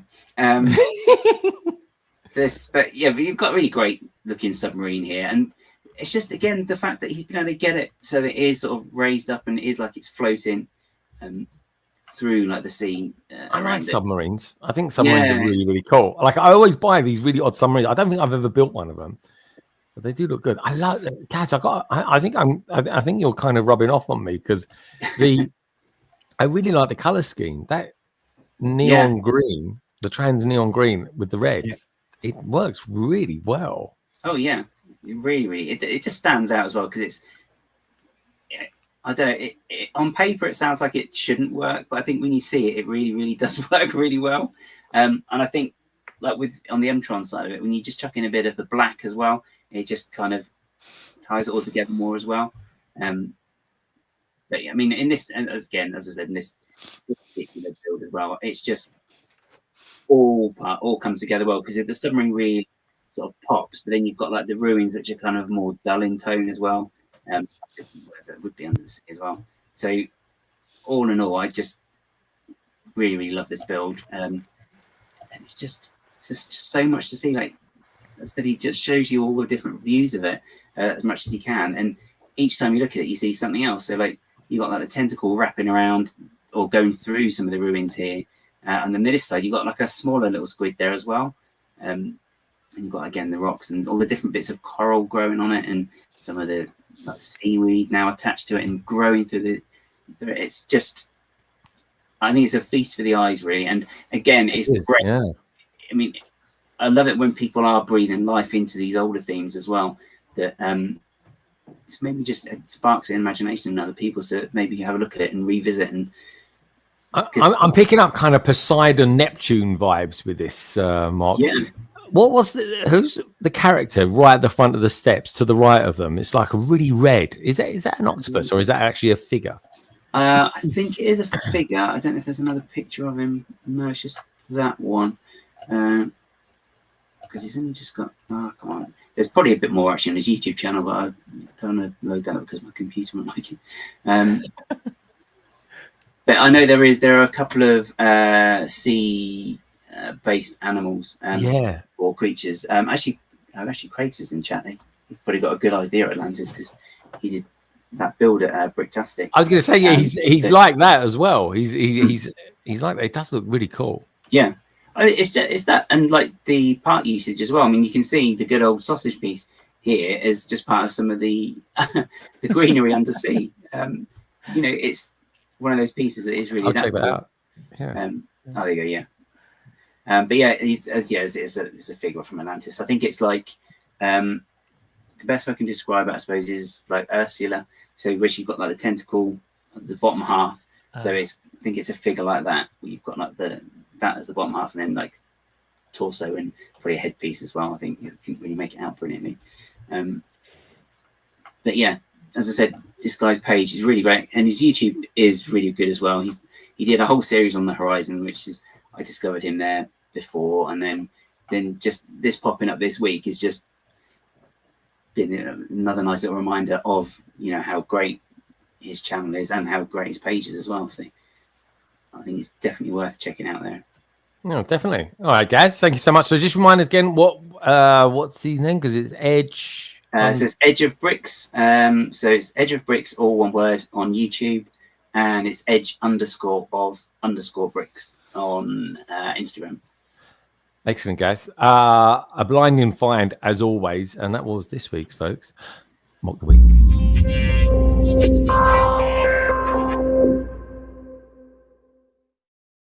So as the next segment, we're going to find out how the rounds have been going this week. We're going to semi-finals. Are we talking semi-finals tonight, Martin? Yeah, the semi-finals will actually start this weekend. They start this weekend, so the next segment then kind of covers the road to. Yeah, this is round 2. So blimey, that can only mean one thing, folks. So Box Tastic Grid. Here it goes.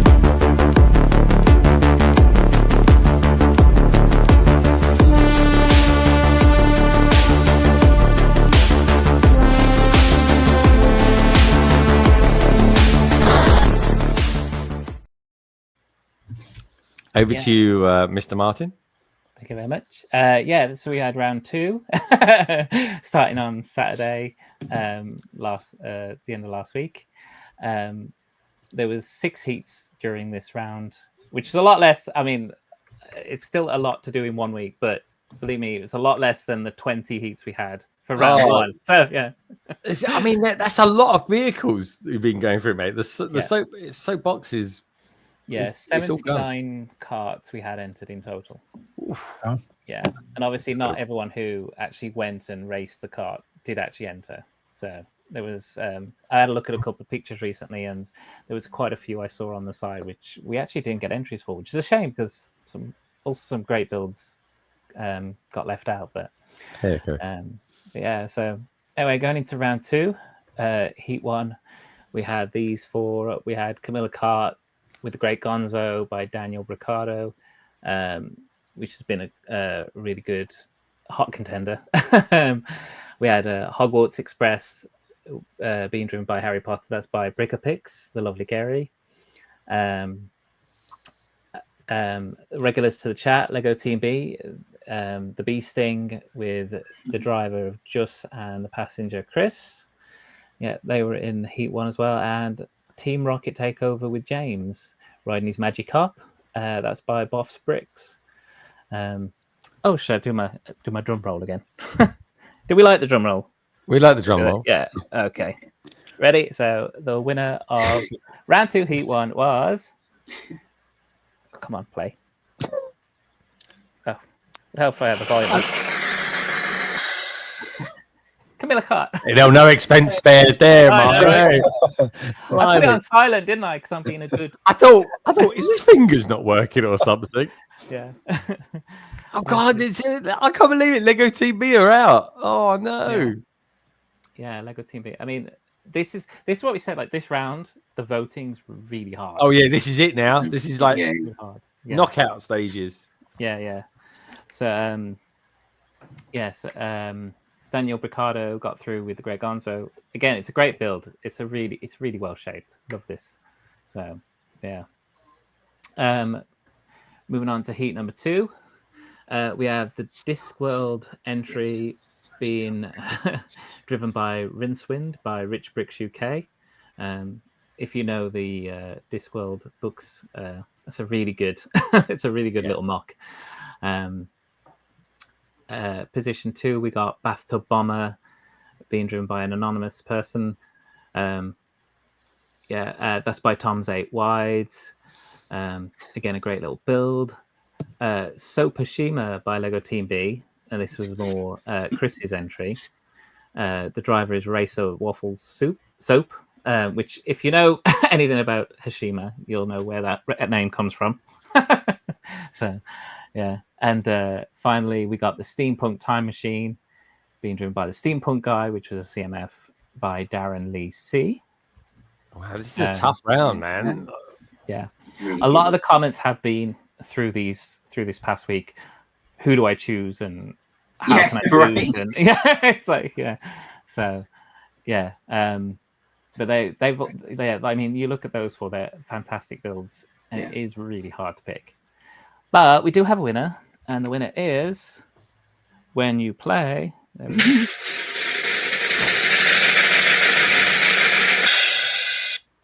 Steampunk Guy. Ooh. Hey, that's a good one. Yep. Yeah, that was good. I do like this. Very much the Time Machine, with the Jules Verne and all that stuff. But yeah, I do like this. Mark. It's a great job. I imagine want to see that film, the old film from the 70s, guys, The Time Machine. I think it was called. Yeah, or just that episode of Big Bang Theory where they buy it. Yeah. Oh gosh, yeah, that's ridiculous. Yeah. Oh, that's so cool. A worthy winner. Yeah, very good. Next on to Heat 3, we've got a pirate, Mark Redbeard's Other Runner, being driven by Redbeard. This is by _salamander.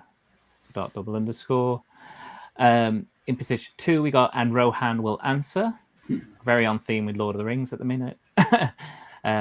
Being driven by Theoden, by Hans Scotty. And then in position 3, we got the Indie Flyer, being driven by Indiana Jones. TV Rules My Life. It's a great knot of this folding. Everything just so good. 20 details on that one. And then in this one, we actually have the first is one of our second chances that we got from the first round, which is Sugar Chew. Right, thanks for the brick. And the person to make it through round 3 into the semi-finals is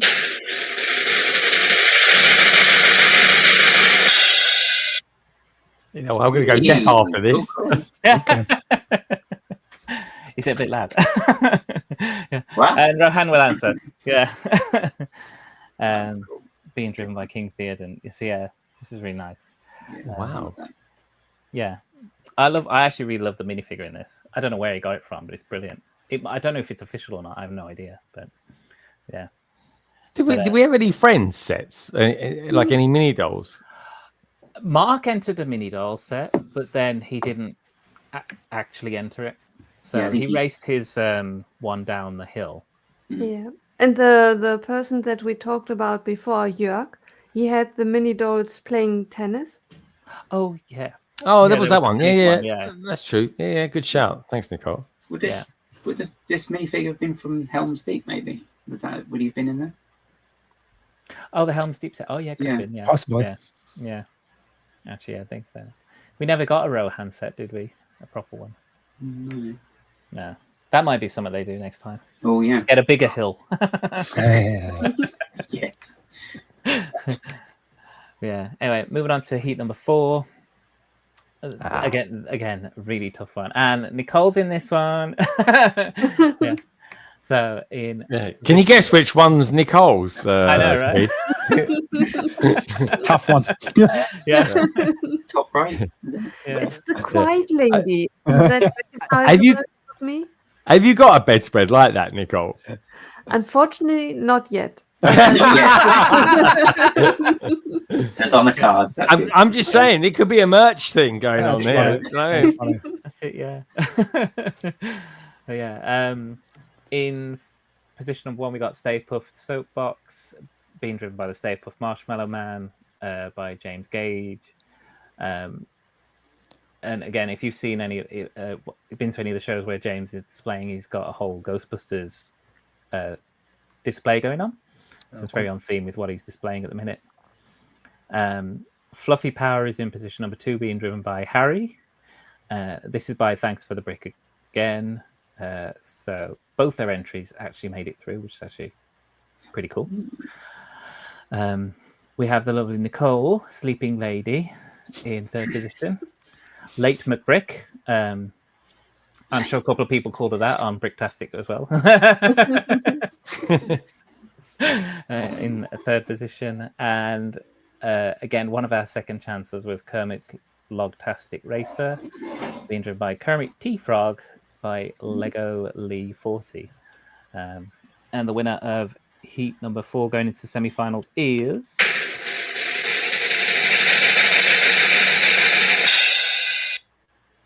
Oh, yay! Yeah. That's a good one. I like that one. Yeah, it's a nice set. That was really tough. Like all 4 of them were very, very good. Yeah. That's the thing. Like this round, and this is round 2. Like the semi-finals, it's gonna be good. Like even with just what we've seen so far, it's gonna be good. Everyone's got to get voting. This weekend. Well, we are getting a lot of votes in though. The votes haven't sort of died off or anything like that. They've actually gotten higher. Okay. Yeah. So if you think we had 20 heats in the first round, we had 1,800 votes in total. Oh wow. The second round, this has only been over 6 days. 6 heats. We've had 709 votes in 6 days. It's really good, man. This is brilliant engagement. It really is. So it's been great. And again, and you've seen people I love it. You've seen people posting, resharing this and saying, even people who are contenders in this round saying, hey guys, check this out, vote for your favorite. Not just saying, vote for me. I mean, they are saying vote for me, but also, vote for your fave. This was a good round. This heat number 5, we got the bod versus bod at the bottom. So, we've got Addy Skate at the top, being driven by Adidas by AV Bricks. Again, very on theme for what they do. In number 2, we got Boba's Back to Box, being driven might be a strong word for what he's doing. By Boba Fett. This is Lego Kanan. And then obviously we've got Carrie's entry, which is Bruni Plo, being driven by Mother Bruni, surrounded by all of her baby Brunis. And on the bottom right, we have Ian, which was a second chancer. Oh, this is a tough one, man. I know the one I voted for was like bomb. He wasn't doing nothing. Yeah. Actually, I can't remember who I voted for. That's how bad it is. I liked Ian's one. I full transparency. I went for Ian's one here. Then I clicked on it, and this was about 6 o'clock in the morning. I was like, about 2 people would vote. I'm like, oh come on. Number 1 was like way out there. It was. I was like, this is mad, but I totally get it as well. It is very cool. Yeah. Well, on about number 1, we'll find out who's going to win. Right, there we go. Carrie! Oh my God, Carrie won! Okay. Wow. Yeah, Carrie pulled through. I think Carrie must have been making up loads of other new accounts or something like that. Yeah, that's it. Carrie 1, Carrie 2, Carrie 3. Yeah. You need to get an adjudicator on that one, I think. And then, talk about Carrie. She actually made it into Heat 6 as well, with the Mushroom Mobile down in number 3. So that's Carrie's entry as well in this heat. Jack Skellington, Supercharger, again, a great build by TV Rules My Life. Obviously on par with what the fan designer for the Nightmare Before Christmas set right there. So, yeah, I mean, he couldn't do anything else really. So, yeah. We got the Minecraft motor, Steve, just for bricks.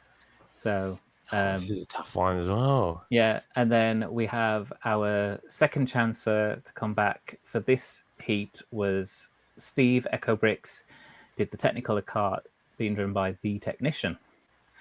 And I voted on this pretty early, so I didn't actually follow this heat.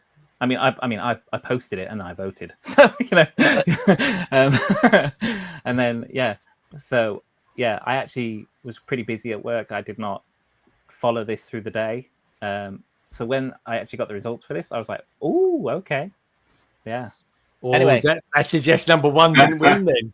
So we'll see who came to the fore. It can't be Carrie again, surely. Gotta wait and see.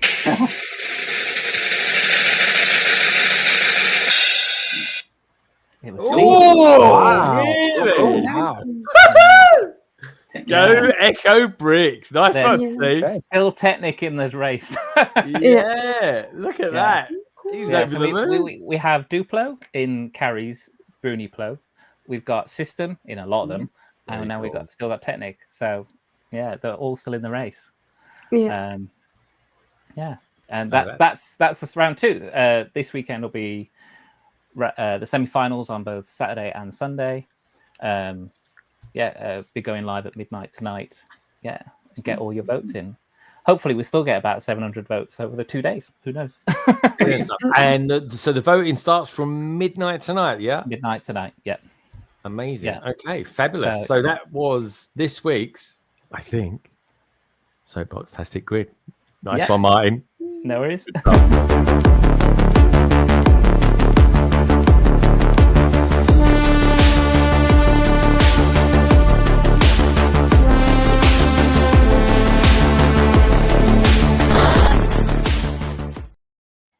Right, I think nicely done, Martin. Last week he was like, "Oh, he took it away." I was like, "Oh, I know." I think we started it out pretty well, though. I really do. Yeah. So, but I'm like, what glitch? What are you on about? Exactly. There it is. I was wondering where the fan was tonight. For a little while. Guys, are you? So, what are you actually going to be displaying tomorrow when you go to the Black Country Brick Show? Be pretty much the same as Brick Tastic. That's the one. That one we did a couple of months ago, Gabe. Bleed since then. So I'll be taking that. As I said, I'll be taking that extra one just because my mate hasn't seen it.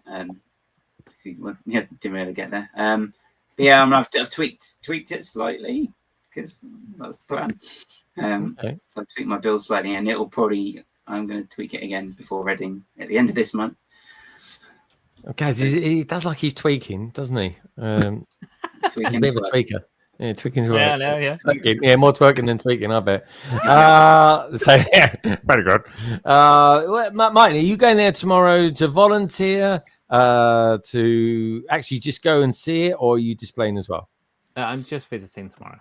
He's just visiting. Okay, no pressure. No pressure. You can take in some pictures for us. I appreciate that. Nice one. Nicely volunteered. Anyway, on that bombshell, let's have a look at your pictures for this week, shall we?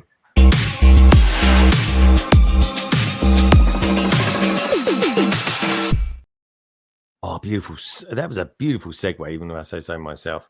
Right. So what do we got here? I'll tell you what we got here. This is exactly Andy at the Black Country Brick Show. As of tonight, he's kind of set up a few bits and pieces. I was saying that this is him just taking some pictures for us. I recognise these. I know who this is. Yeah. These are cool. This will be this is our very own Minark, is it not? Yes, it is. Yeah, it's good. It just literally came into my head. If it was, it was this one. I don't remember Jay ever looking like that.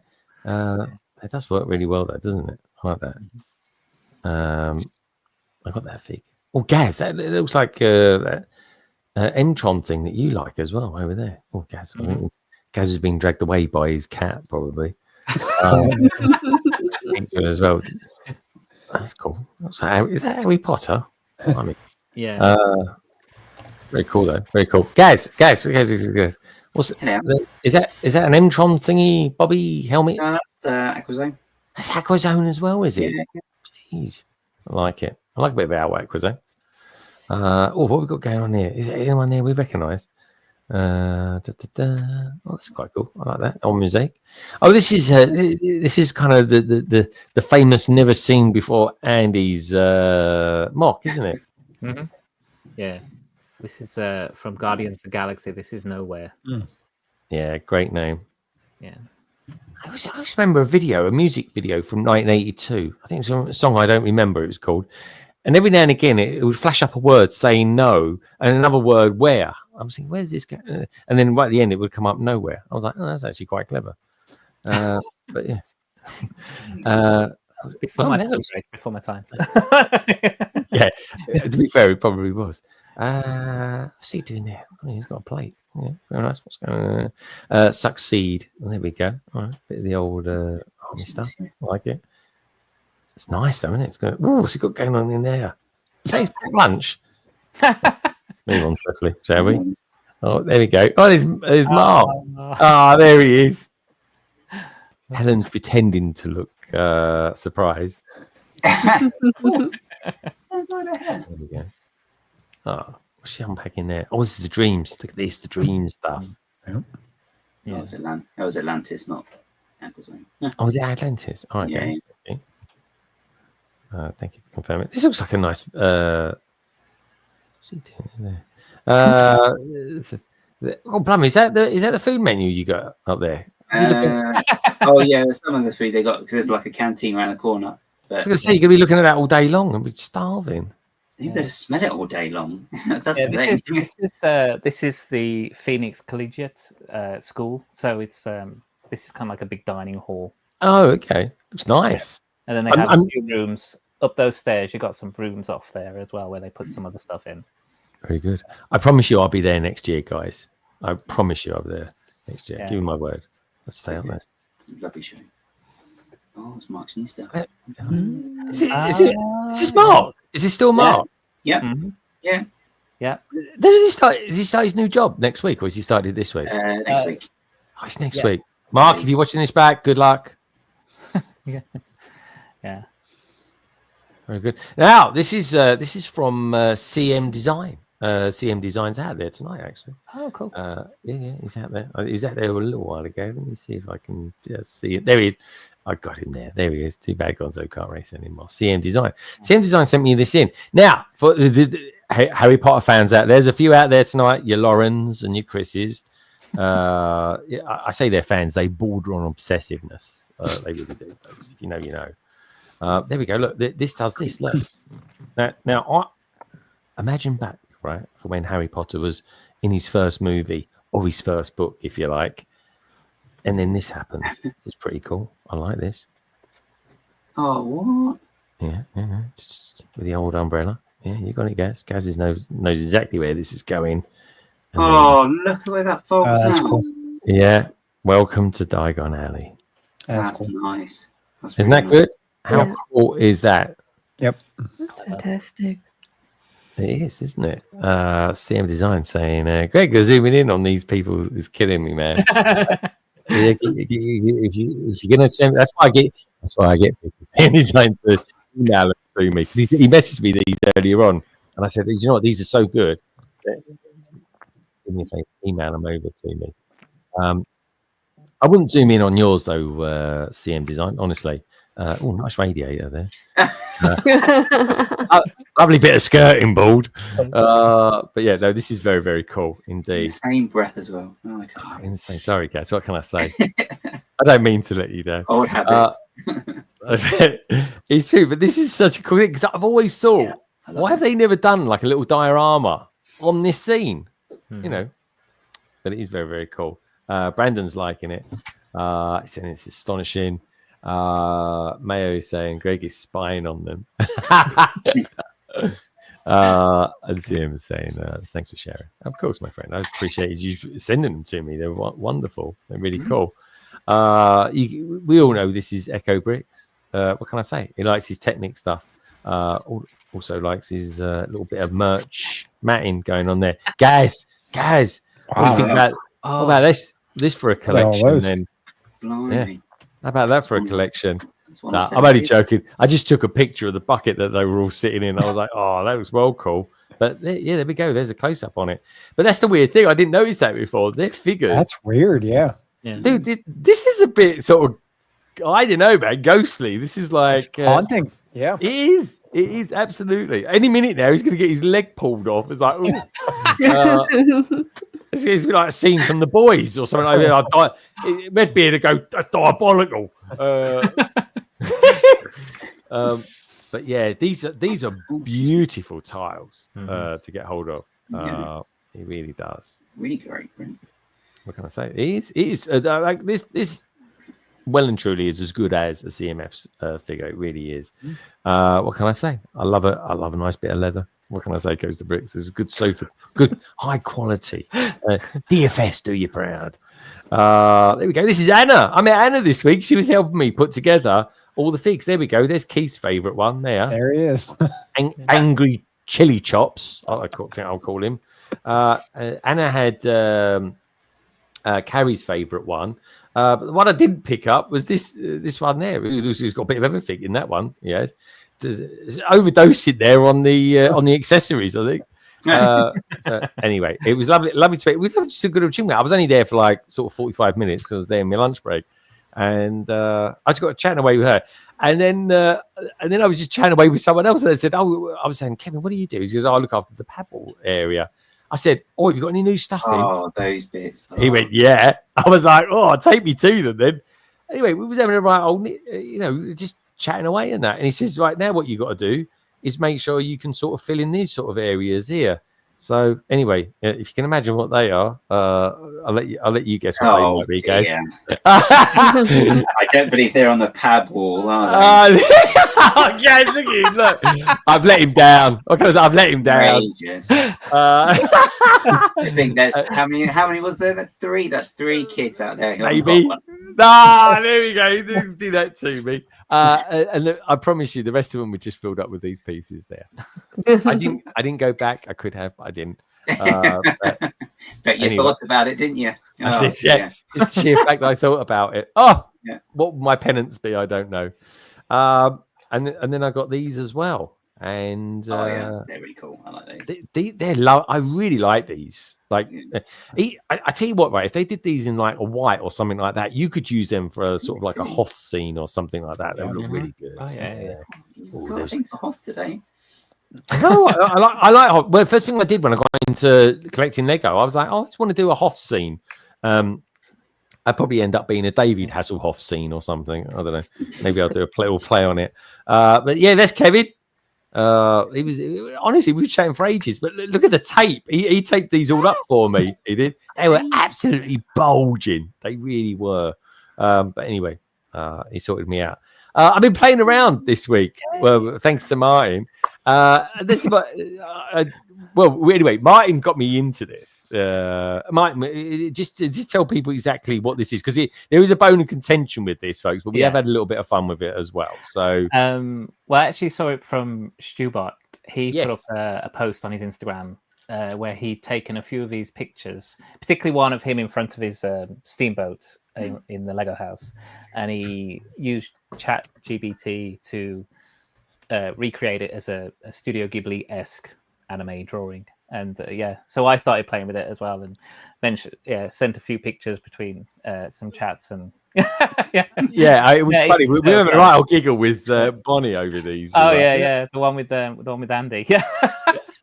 And one of my favorite pictures, because for some reason ChatGPT thinks Andy's got a moustache, but anyway, and it's hilarious because he hasn't at all. But anyway, it was funny. But guys, honestly, it's a really funny picture. Martin will send it to you later. It is really good because he's like, "What's that?" And we were saying, Bonnie was saying something about it. She wasn't too fancy. Like, she didn't really like her one that much, I don't think. Anyway, we're tongue in cheek. And I was like, "You're lucky you didn't get in the moustache then." But we was having a good little giggle. And I just thought, I'm going to play around with it as well. So I got the bus. I got I did the night bus a few weeks ago. I built that. And I took that picture of me with my green Adidas top that night. And it was really weird because it says on one of the weird things, it did a really good impression of that. And the figure as well. The figure just looks like a little man, which was clever. But instead of saying all destinations. The ChatGPT version just said all routes. It's sort of changed it around a little bit, and that was quite cool. So it was quite a fun one to do. But I did this one of me and Gemma when we were in Dedham last year, which is anyone that knows art it's Constable country, and anyway, it's beautiful. And I just genuinely thought this was a nice picture. And I mean, I can't. I mean, he's got a bit of a portly nose, but anyway, it's. I was like, okay, I'll take that anyway. But yeah, and we got. Oh, is this you? Good to see you, dude. Hope all is well. Johnny G's out there as well. Thanks for popping in, guys. Appreciate that. Do me a little favor. Give the stream a thumbs up. And check out the survey as well, folks. We'll be ending that in just a few minutes. So there's the one that I did. I look like I don't know what I look like anyway, but Jim was like, it's kind of you. It's got a nice head of hair on him anyway. I'll give him that. So yeah, and the Adidas shirt is really, really cool. But look at the I just think that's really clever and kind of weird. But yeah, we're going to say AI is in its infancy, folks, and we'll see where it all goes. But I will say this to anybody who thinks otherwise: anyone that is due licensing fees or royalties and stuff like that, they should totally get it. And I hope it kind of goes the way that Napster did when that first started as well, because that was all new technology, kind of doing the thing back in the day. And that's all sorted out now. That was sorted out a long, long time ago. Anyway, Nicole. What on earth is this? I thought it was. It says push on there. Yes. What are we meant to be pushing? What's going on? It is my side bit for my next Box Tastic bit, and there we go. Other than the others, this is in the rebuild of the radio. So there will be a big bit, which is a reinterpretation of the radio. And this is the side bit with the sound break. All right, here we go. So everyone who sees me at Manchester in 2026 and you see this, you are free to push its nose. Oh, hello. That is the sound brick, not Nicole. Please don't... Okay, it's prototype. Well, if you break the nose, I did it as well. So, and it went so good in rehearsals. It's always how it works. Anyway, yeah, it does. Well, we could say we did rehearse it. Oh, look at Nicole's face; she's all frowning as well. She's like, "What is this? What is happening?" Anyway, it looks really cool. It will sound better when you see it in real life, folks. It really will. But it is cool. It's a great idea, and Nicole's really kind of pushing the fold out there. Really appreciate it. Oh, there we go. It's the back end of it. It looks like a brickheads that can't decide what it is. But yeah. So what is it? Is it some sort of knob for a big? I don't know. What is it? It's a part of something. Right. It will all make sense once you see everything. It will be a reinterpretation of the radio, of the retro radio. It's going to be a big radio then. Nicole is going to need a Mack truck for all the Lego she's saying. To Bricktastic 2026. Yeah. We were going back. Lego Team B, are you coming back as well? That's what I want to know. Is Lauren going to come over? There's going to be plenty of Americans over. Oh, this is this the toilet scene in Harry Potter, the second movie with where they're trying to find an entrance to something in the ladies' toilets? I don't know. Or is it? Oh no, hold on a minute. No, it's Doctor Who. That's it. Sorry, always getting mixed up. Guys, what are we looking at here? So this is just this is the same TARDIS I took there, but it's got a slight change to it. As you can see, change. What, you've put a Cyberman's head over there? Is that what it is? No, it's got extra lights on the top row now. In the top, up there. Yeah. So that was not lit up before. So that's the start of more lighting, and then there will be more lighting, and then they'll have a roof, and then a motor, which is still. Oh, guys, have you worked out that top section? Well, Andy sent me. So there's a good old. It's actually good old Jang. Yeah, he reviewed. What's it called? The miners. What's it called?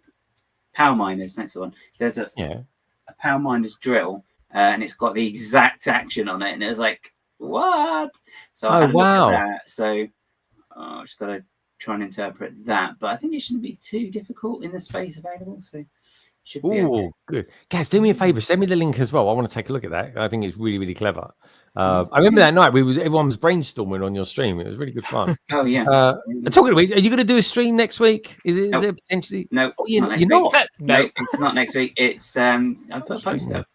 It's not this week, but because the show is the new series of Who is starting on the 12th.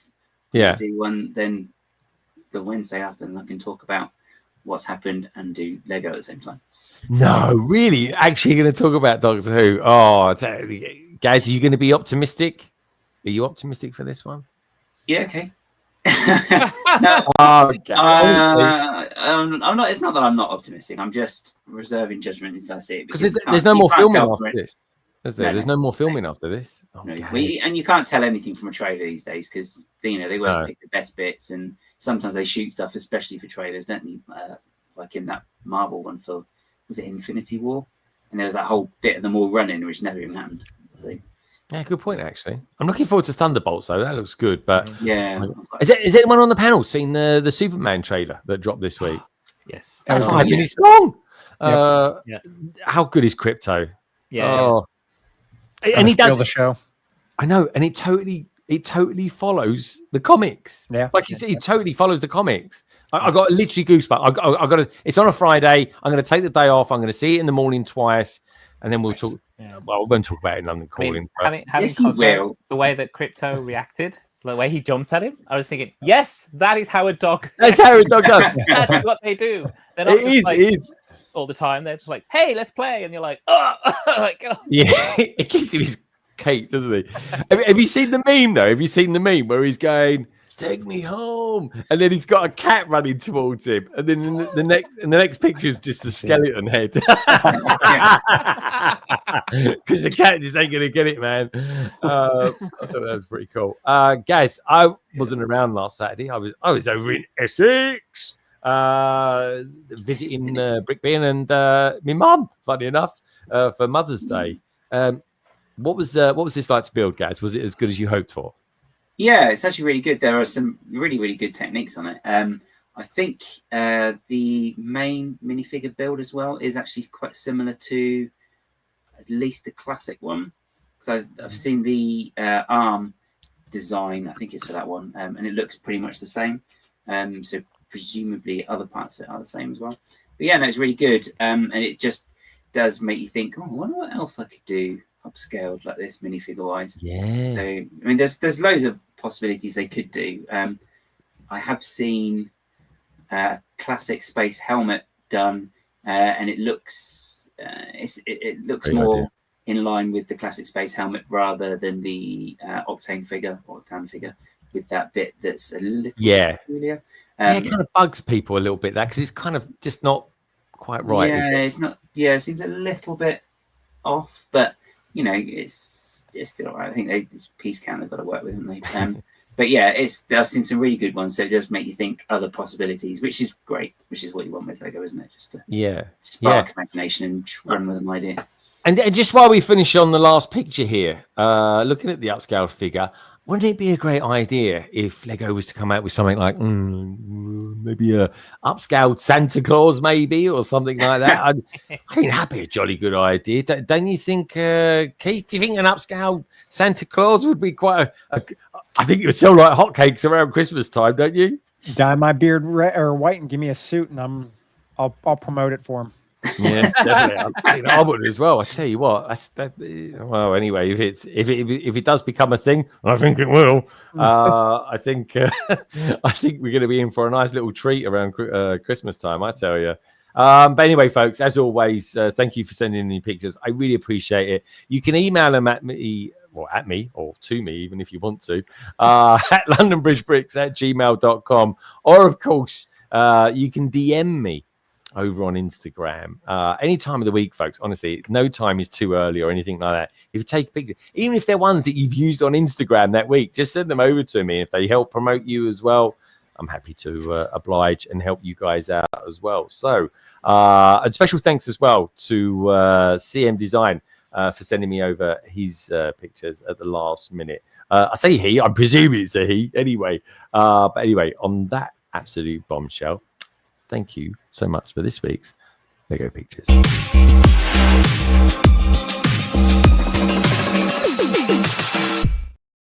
Okay, then. So let's check out the survey in just a moment. But let's go around the panel, see what each and every one of us is up to this coming weekend. Keith, we're together. Are you doing any streams over the course of the weekend, my friend? Easter egg hunt tomorrow for my son. Cool. Then he wants to go see the Minecraft movie with one of his friends on Sunday, so we'll do that. Nice. And then we usually try to do a family build Sunday, where we just sit here together and then live stream it. And then it's actually been really cool. We've had some other families join us for builds, and so it's been fun because there's a couple other accounts that have kids and they like to make up jokes together. My son makes up joke books, and then we'll do jokes back and forth on the lives, and it's a really nice family environment. So that, and then the only other thing, I got really lucky at a show with my lug a couple weeks ago. I had a display for, I don't know if you guys are familiar with the Pittsburgh Pirates all over here, our baseball team. I had a build that my buddy and we built together, a mock. We had it displayed at the show with the lug, and somebody for the Pirates actually took some pictures of it, posted it on social media, and I reached out to them, asking them if we would be able to, do some sort of event with them for a display or whatnot. And they actually decided that they're interested in having the lug come at any point during the 82 game season to display for various nights. Dude, that's really good. Yeah. So I'm excited for that because it's a big opportunity. I think our first display is going to be on Star Wars Day. So we have a bunch of cosplayers, however you say that, that'll be down there with the 501st. They get all dressed up and so they'll be down there, and then we'll have our lug down there with big Star Wars display. So really looking forward to that. So just in the planning stages for that. Oh yeah, but what a great thing! The opportunity is there, and it's just there's always a little bit of luck in those sort of things as well. You never know who's looking. That's all I'll say. So you never know what opportunities will arise.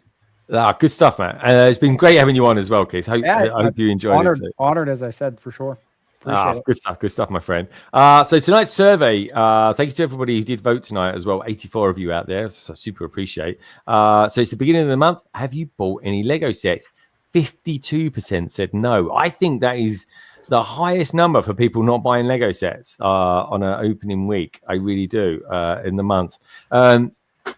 I think this week, there's going to be a lot of reveals this week. I really do for next May, don't you think, Nicole? Yeah. This week was a low number of release sets as well, wasn't it? Yeah. Because there were 3, 4, 5. Well, this whole month is super low. It's all geared up for what will be coming next month. And of course, I think it's on the 15th of April. Lego are doing a reveal anyway. Of the big set, so we'll get official images and videos and reveals of I nearly said it then, what will be the UCS set of this year's. I've got to be so careful, honestly. So who came second then? Second place was Lord of the Rings, The Shire, with 26%. That's quite a lot. I mean, that's a quarter of the people watching this has bought that set. Yes, other 11%. Disney Castle, 9%. I am so shocked how low that is. But it does also reflect on what is a low month. They're kind of like for like. Price-wise, they're spot on. So it does show you Lord of the Rings has got, a big following. When we take a look at this panel, 3 out of 5 bought the Shire. Yeah. That's what I mean. It's crazy. Very, very cool. And that is an obscure. That's kind of obscure compared to that. So it does show you though that don't get me wrong. I really like Lord of the Rings. But I do look at the sets that are out there at the moment, and it's for me the one I really want to get. And to a certain degree, I was inspired by Jesse's Brick Galaxy, who's been out there as well tonight. The D&D set, I do want to get that still. I think that's got a lot of cool stuff going for it, and I think that will go with some castle sets that I'm kind of accumulating in the background, where it all started with the castle in the forest, thanks to what was one of the very, very, very original Bricklink designer programs. Nicole, are you going to be doing any streaming this week? Are you doing anything with Fab on Sunday? No, and I'm not sure whether I'm able to stream tomorrow, because on Wednesday, I realized that my mic broke, and not the mic. The mic works fine, but OBS does not recognize my mic anymore. For the life of me, I cannot make it work again. I found it in the audio mixer. Generally, it's there. I cannot just activate it. I'm speechless. Oh. have you rebooted your laptop? Multiple times on Wednesdays, and then every day I try to go back, delete the mic, reinstall the mic. Nothing works. Have you updated OBS? That could be. Yes. That I have done. Was that the problem in the first place? You updated it? No, I updated it today. That's when I thought maybe that was the issue, that there was a bug in it, and no, still no mic. Oh, well, maybe have you tried a different USB port? It's I think by default I use different USB ports, but I can do a totally different one on the laptop directly. Yeah. Try different USB port, because it might just work. You never know. Yeah. All right, good. Anyway, that's enough of the IT consultation. Checks in the post. Let me know your fee if it works out. Yeah. Well, I want one of those German bedspreads that you're going to do as part of your merch. I want one of those. Well, I want to see what. I don't want one that's been used used as well. I want a new one. Yeah, but even then, I want to see what Gemma says about it. If you open the package and you have to tell, well, a German lady sent me. Well, I don't have a lady on it. I don't want a lady stitched on it. I just want the flag. I mean, even a little bit weird, let's face it. But anyway, enough of that. Honestly, the tangents. Madlib, what are you going to be doing? Are we going to get some Mad Monday action this coming week? Yep. So tomorrow I'm going to be at Black Country Brick Show. Obviously, I'll be taking photos and submitting them to London Calling, of course, and then Monday 6 p.m. UK, I'll be back for another Madlib Monday. Again, not sure what I'm building. I should have gotten Minifigure Madness ready, but I haven't, so that'll have to be pushed back a week or so. You have the Shire by then. I mean, would you do the Shire? I know, yeah. Actually, my Shire, I got notification today, so it should be turning up within the next day or two. Yeah, definitely. Yeah, you might even get it tomorrow. You don't get the print, though, do you? If you order it online, that was only in stores. Yeah, they kind of snuck that under the radar, didn't they? That's naughty. That is. Yeah. I'll tell you what's cheeky as well.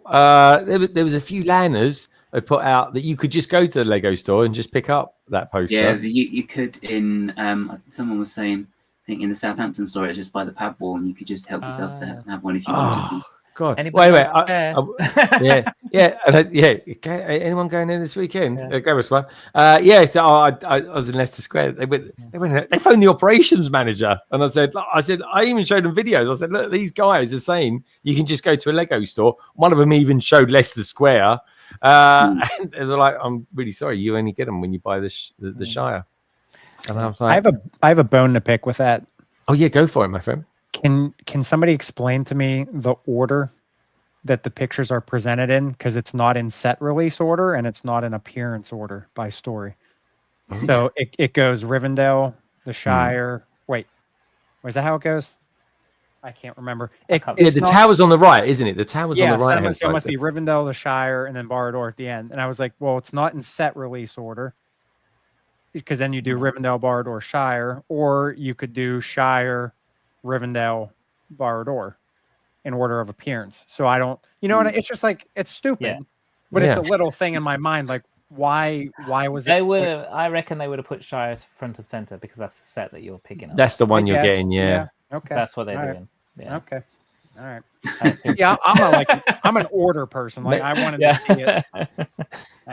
Yeah. Oh, Keith, you need some chaos in your life, mate. You really do. Yes. Get Nicole on. That shows you where I am, you know? Yeah, get Nicole on. That'll sort that out. I'll tell you. Yeah. You'll have a migraine for a week. If you're lucky. Anyway, talking about lucky, Gaz is pretty lucky, actually. He's lucky to have Frankie, that's for sure. Gaz? Vice versa. Oh God, here we go. He is a bit full of himself from time to time. I'm only joking. I've had a big meal. Here we go. Guys, are you? Yeah. So you're not going to stream next Wednesday? No. So we'll basically see you next Friday then on London Calling. Yeah. Unless you're going to the Black Country Brick Show, then you'll see me there. Oh yeah, that's it. So if you see some really tall geezer with Lego hair eating a big bacon sandwich, that's probably Gaz, to be honest. Oh no, the bacon sandwiches are done and dusted before people are public or anything. Really? Yeah. Gaz, honestly, it's to help fuel people while they're setting it. It's quite good. All right. Well, you've got to make sure you chew your food, guys. That's for sure. That's for sure. Or inhale, either or. I know. I do love a bacon sandwich. I don't know why I haven't had a bacon sandwich for ages. I've got a griddle and everything for it. Poster order, alternating good value to bad. Oh, look at that. Straight in there. See, I told you there's some order there. Okay.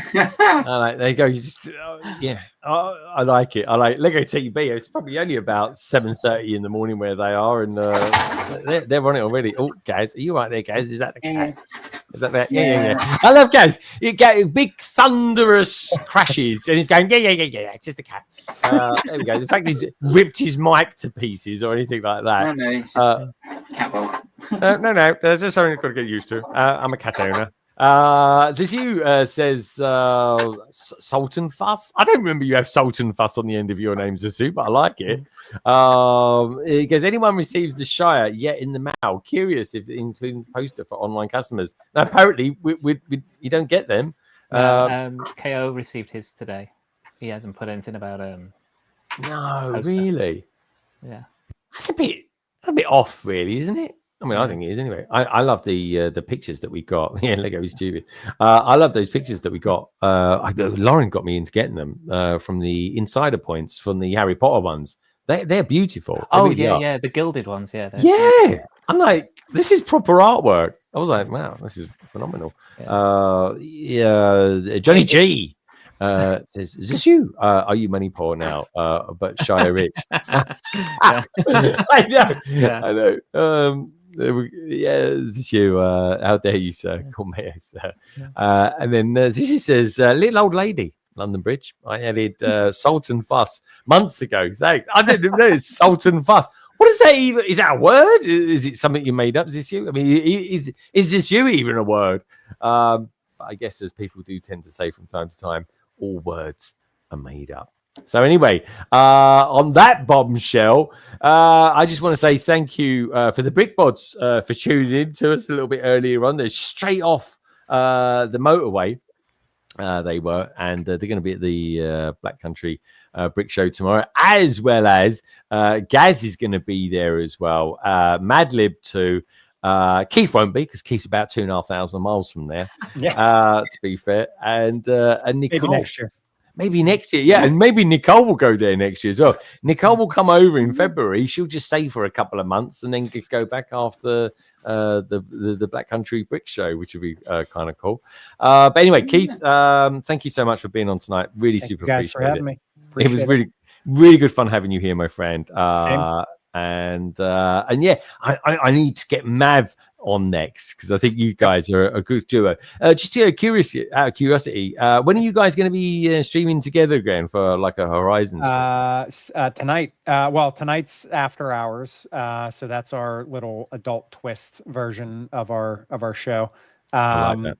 Rise and Shine is next week. We're actually planning on doing a live build and review of the Shire next week. I'm not sure what day, but we're going to do a tandem live. So stop by for that because it'll be probably during the late morning, early afternoon for you guys. It's to be a long one though, wouldn't it? You're going to do the whole, or are you going to do part of it? Or? We'll power build it. All right, we'll see. Go for it, my friend. Do you know what? It'd be really cool if people did that on Instagram as well. It's just like you could just tune in from time to time, say hi Yeah. and stuff like that. That's why I like doing it. Bye-bye. That's why I love. So, yeah.